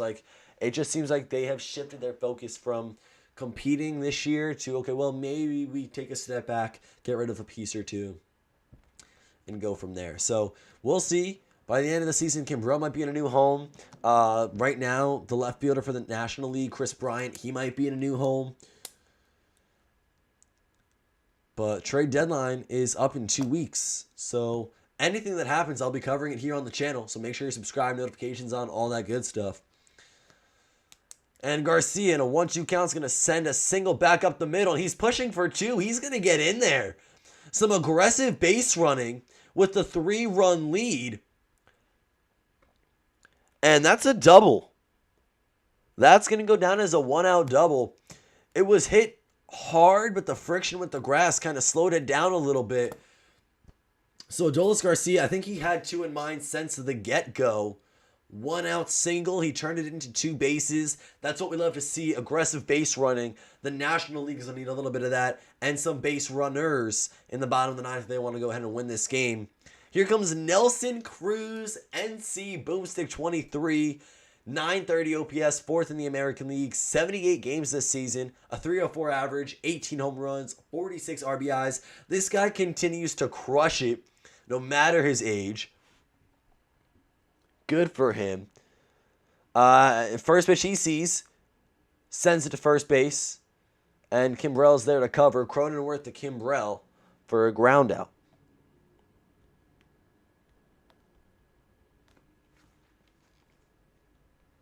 So 3-1. On the play, Adolis Garcia moves up to third. Braves should take Kimbrel back home. He's still great. Yeah, I mean, he's doing really well this season. And the Braves have a very lackluster bullpen. Kimbrel's night is actually done for. That's it. The National League, we saw last inning, they went Melanson for 2 batters. It was a strikeout and a base runner. And then they went to another arm, Alex Reyes, just to get some guys in, to use as many people as possible, kind of deplete the bullpen so that the guys who were voted in got appearances. And now they're going to do the same thing here. So Kimbrel's night is done. 2 outs, runner at third. And we'll see who Dave Roberts goes to. But yeah, the Braves bullpen definitely lacks a little bit. So if the Cubs are willing to trade one of the best relievers in the game right now, it's going to probably cost quite a bit for the Braves. But they could go for it. And at the same time, I don't really know if that's even worth it for Atlanta. Because they are struggling. Right? Obviously, they don't have Marcell Ozuna. They didn't have a bullpen coming into the season. Like, their bullpen was not something that they should have been okay with, like, entering. If they want to be a competitive team, like, it's not going to be good enough to beat teams in the postseason. So if you want to win, you got to be able to beat the teams in the postseason that are with you. So they have to make moves, but again, I'm kind of saying I don't know if it's worth it right now. The Braves, once we return and the second half starts, are going to be 4 games back from the Mets, a half game back of second place, who the Philadelphia Phillies are currently in. The Mets are 47-40. They're in first. The Phillies are 44-44. They're at second. Braves are 44-45. So if they think that just Kimbrel can be enough to push them all the way, then go for it. But I don't know if you want to trade for Kimbrel right now when this team is still kind of on the fence. You have to remember, their bullpen's not great. They don't have Marcell Ozuna, which he was only there really for his bat. And now they lost Ronald Acuna Jr. for the rest of the season with the, I think it was torn ACL. So the Braves are going to have to piece some things together in the second half. It'll be interesting to see how that plays out. Especially because they did not perform as well as they should have in the first half. So here we are on the mound. Zach Wheeler. So we've heard of the opener before. Tampa Bay Rays pretty much established that. Wheeler is second in the NL with 145 strikeouts in 18 starts, 6-5 record, 2.26 ERA. You heard of the opener. The closer is an established thing. Opener, starter, whatever you want to do. But now we get a starting pitcher trying to get the last out of the All-Star game here. 0-2 count to Matt Olson. So Wheeler's doing all the right things early in this at-bat. 2 pitches, 2 strikes. Adolis Garcia over at third base. He's just insurance at this point. And swinging and a miss, strike 3. Zach Wheeler had a lot of strikeouts in the first half. And the 1 out that he got in the All-Star game was also a strikeout. So that'll go ahead and end it for the AL. Matt Olson goes down swinging. He struck out in the 7th, struck out in the 9th. Did not do all too hot in the home run derby yesterday. I thought he was going to do a lot better. I actually had him as a possible finalist. The whole right side of my bracket was completely messed up, though. Story and Mancini advanced. I had Gallo and Olsen going head-to-head in the semifinals. But hey, that's okay. So we go bottom 9. As right there, the AL, 1 hit, no runs, 1 man left on base. I was going to say some Aroldis Chapman slander. I was going to say this game is over unless you're bringing in Aroldis Chapman, then you're either going to extras or the National League is walking it off 6-5. we don't have to do that. I love the Yankees. They're struggling. They've hurt me a lot this year, but I still love the Yankees. Um, I don't want to say it's over. I don't want to jinx it, and it's not over until it's over. But right now, the AL, a 5-2 lead. I think the move has to be Liam Hendricks here. Been very dominant with the Chicago White Sox. He got paid last offseason, and deservingly so. Well worth all of the money. In the NL, you have 7, 8, 9 due up. Omar Narvaez, Chris Taylor, Ozzie Albies. I think I was saying at some point I got distracted. Or I was going to say, I'm sure many of you are familiar with John Boy. The whole, they've got a series stats that exist but do not matter. Not that it means absolutely anything. Just on paper stats right here. If you want to go ahead and look at the American League and how they've had their guys perform in this All-Star game, their leadoff batter, or their leadoff batters, Shohei Ohtani, JD Martinez, Nelson Cruz, all went 0 for. A combined 0 for 5. 2 groundouts, those were Shohei. 2 strikeouts, that was JD Martinez. And a ground out from Nelson Cruz. So, 3 guys, very prominent hitters in the game. JD Martinez having a great season. Nelson Cruz, again, still swinging the stick well. Shohei Ohtani can't just pitch, but he can doesn't just pitch, but he can also hit the ball extremely well. Ohtani, Martinez, Cruz all went 0 for 5. And again, doesn't mean a single thing. But that's just a fun stat that does exist. And it does not mean anything at all. And if I'm looking at the score book, every other position in the lineup, every other slot in the lineup has had at least 1 base runner. So there's that. The guy hitting number 1 for the American League All-Stars not find themselves with a lot of success. Liam Hendricks is the American League saves leader. 23 saves, 27 opportunities, 2.75 ERA, 39 and 3rd innings pitched, 63 strikeouts, 4 walks. What? Sorry, I was trying to rattle it off quickly before the graphic went away, so I didn't have to look it up really quick because we're on so many different topics at once. But Hendricks is in to pitch right now. Omar Narvaez, 1-1 count, making a 2-1 count, breaking ball, going to miss down and in. Right? But wow, it's been quite the game. Guys hitting in the number 1 spot aren't doing well in the AL. AL East batters are doing extremely well in the AL. And I still have Vlad Jr. as the MVP. My prediction at the beginning of the game, like before the game started, was Shohei Ohtani. Because that was the easy pick. And I mean, he had double the chance of being MVP because he was hitting and pitching. Did well pitching. 2 strikeouts. 2 groundouts is a little unfortunate. That kind of carried over from yesterday in the home run derby, though. A lot of ground balls and a lot of lineouts yesterday. Omar Narvaez hits one into the shift. The second baseman cannot get the throw over in time.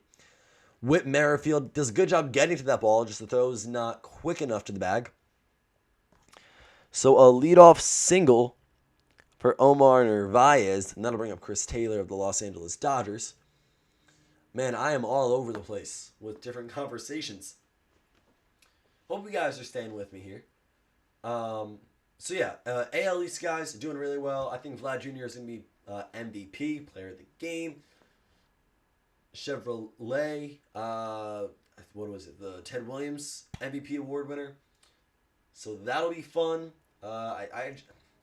They could give it to someone else. I don't really see how they would give it to a pitcher because they had multiple guys go 1 inning and no earned runs. No AL arm went more than 3 outs. So again, really, you can't qualify that. If it was the National League and they were winning and giving it to a pitcher, Freddie Peralta, 3 strikeouts. Oh my. We have an out on the base paths. Bottom 9, NL down by 3 runs. I'm talking into the mic. You can't really see it. A little bit of a mistake right there. Might come back to cost the National League. Hendricks spikes one. It goes through the legs of Zunino to the backstop. So Omar Narvaez is like, sick. I can get into scoring position. But the baseball bounces off the backstop right into the glove of Zunino. He throws a perfect strike to Whit Merrifield, who applies the tag at second in time. And Omar Narvaez is out trying to advance to second on a wild pitch. So a 2-4 put out. That is so upsetting. That is rough for the National League. Now a 2-2 count to Chris Taylor as he fouls one back. I've lost my train of thought so many times this last inning.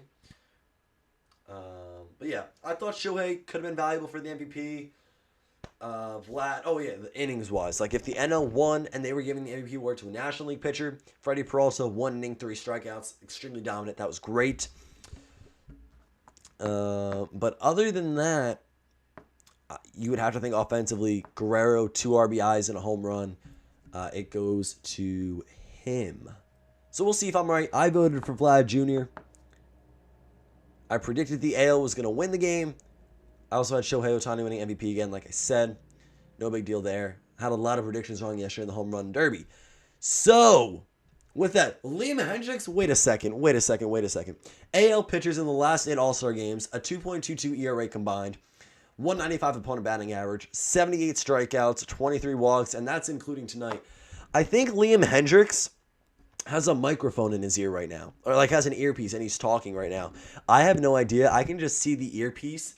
I'm pretty sure he is talking to the Fox Sports announcers as he is closing out the All-Star game. That would be so cool. Chris Taylor dropped third strike, but he is out at first base. So the NL is down to their final out.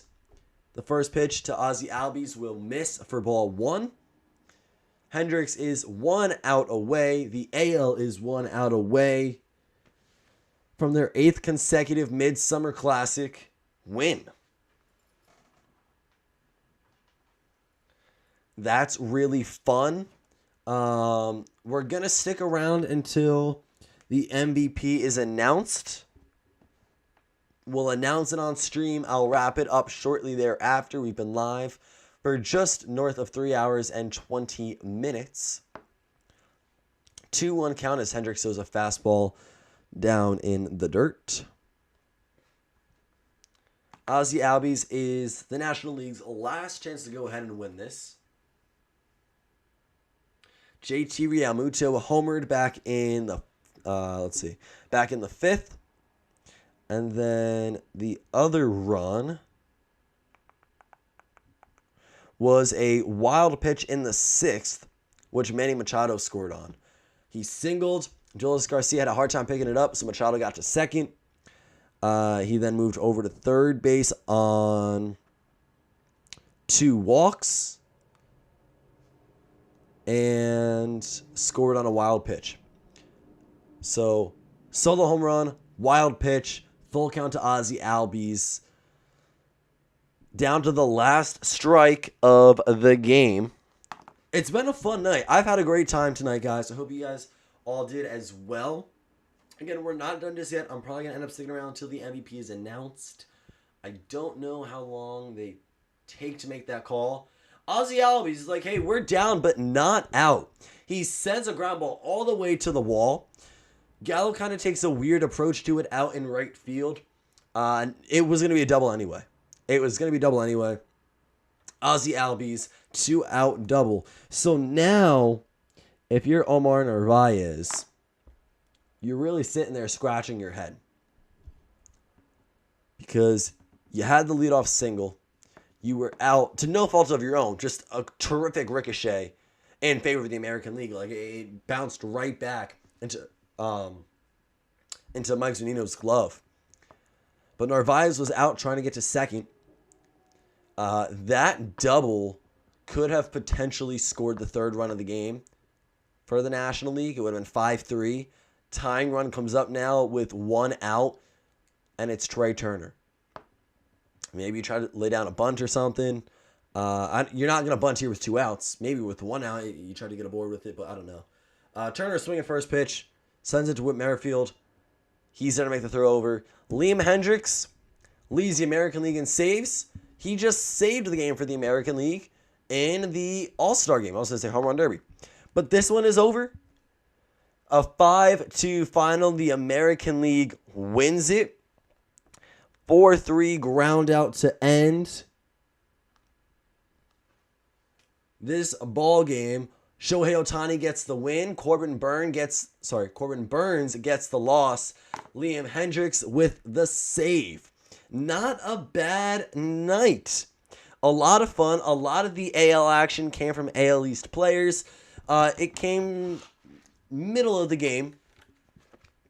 They were done scoring by the end of the, was it by the end of the 5th here? 1, 2, 3, 4. By the end of the 6th inning, they were done scoring runs. Ohtani gets the win. Burns with the loss. 2 earned runs in the 2nd and 3rd combined. And then Liam Hendricks comes in, gives up 2 hits.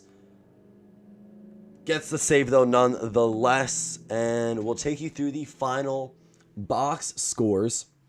The American League, who has now just won their 8th consecutive All-Star game, had 5 runs on 9 hits with 1 error. The National League, 2 runs, 8 hits, 1 error. So very close in the hit column. It was a pretty close game. 2019, the final was 4-3 AL. So this was a fun one. This was a fun game to watch, to call, to hang out with you guys for. The Midsummer Classic is over. They're conducting some interviews on the field right now.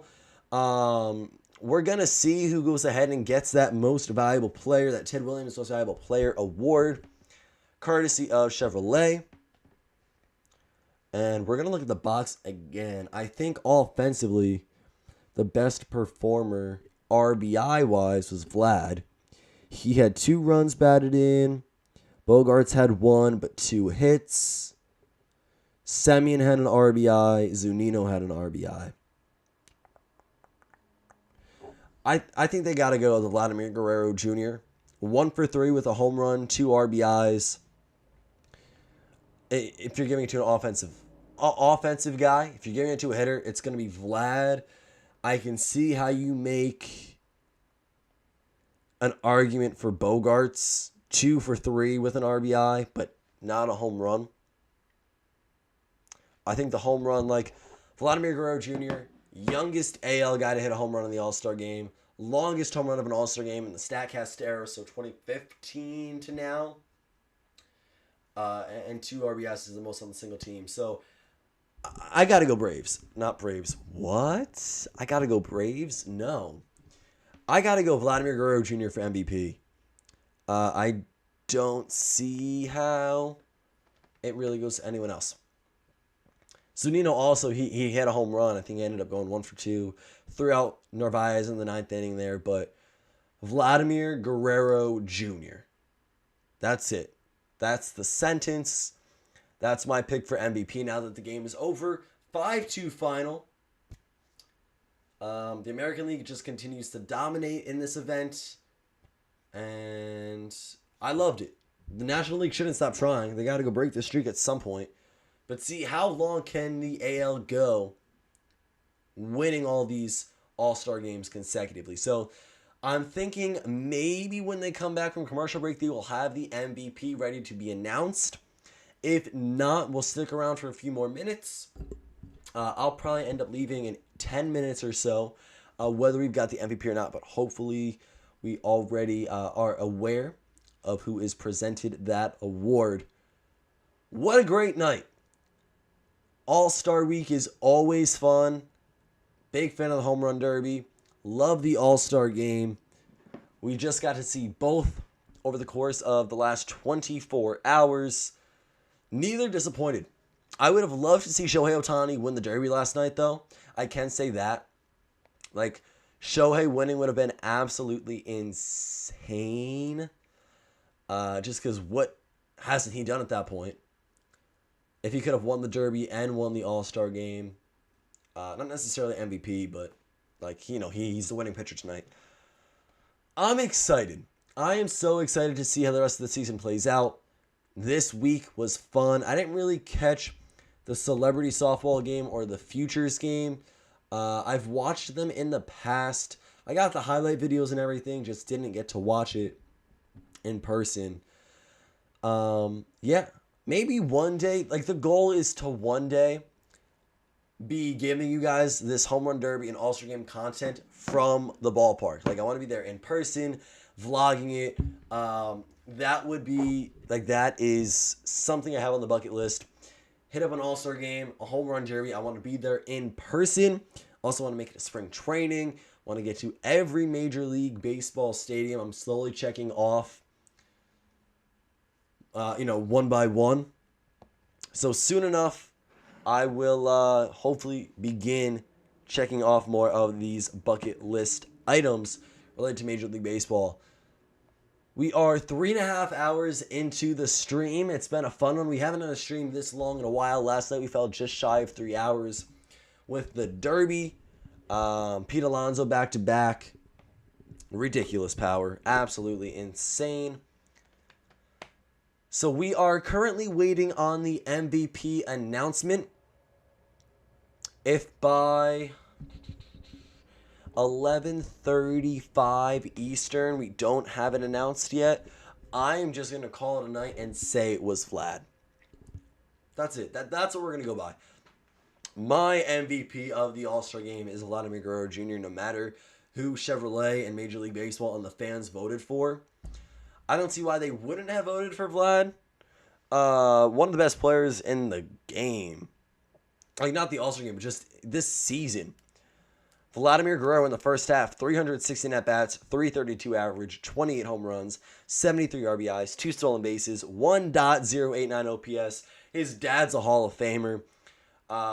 He set so many records. He was in the home run derby in 2019, set a single derby home run record then.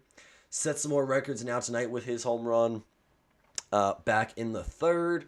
Just give it to him already. Give it to Vladimir Guerrero Jr. I sound like a broken record, I'm sure.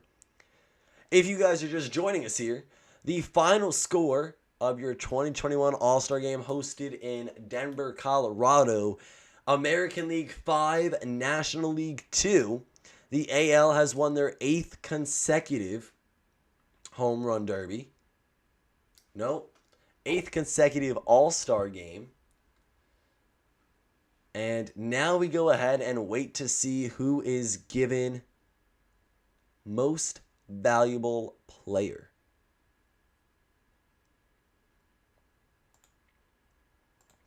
So I'm just going to go ahead now and take a few of these graphics off screen. Leave the All-Star Game logo up. But yeah, we are just waiting on that MVP announcement. In the 2019 All-Star Game, the last All-Star Game we've seen, because of course last year there was no Midsummer Classic, Shane Bieber took home the trophy. He got a new truck. He's got a bunch of pictures as the All-Star Game MVP then. We're waiting to figure out who it's going to be this year. Final score, AL5, NL2. Guys, if you are new to the channel, new to the stream, I ask that you drop a like on it and subscribe to the channel. Join the team. A lot of fun stuff coming at you guys. I'm very excited. The rest of the season is going to be fun. And oh my, Vladimir Guerrero Jr. is down on the field with Rob Manfred. And I think that means he is going to be the MVP of the game, which makes sense. I didn't see it any other way. I'm happy for him. If you guys know, personally, I am a Yankees, Blue Jays, and Mets fan. Really weird. I've gotten into it multiple times before. But I love Vladdy Jr. and Bo Bichette and Marcus Semien and George Springer. Like, oh my gosh. Big fans of all of them. Obviously, with the season Vlad's having, you have to love what this guy can do.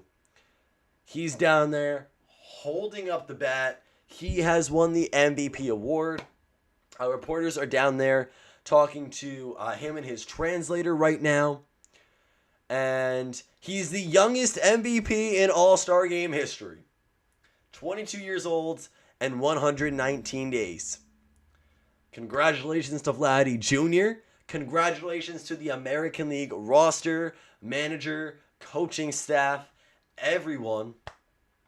This was fun. I had a great Midsummer Classic week with you guys. All-Star break was so much fun. Home Run Derby yesterday kicked things off with a bang. Now we have the All-Star Game closing things out just over 24 hours later.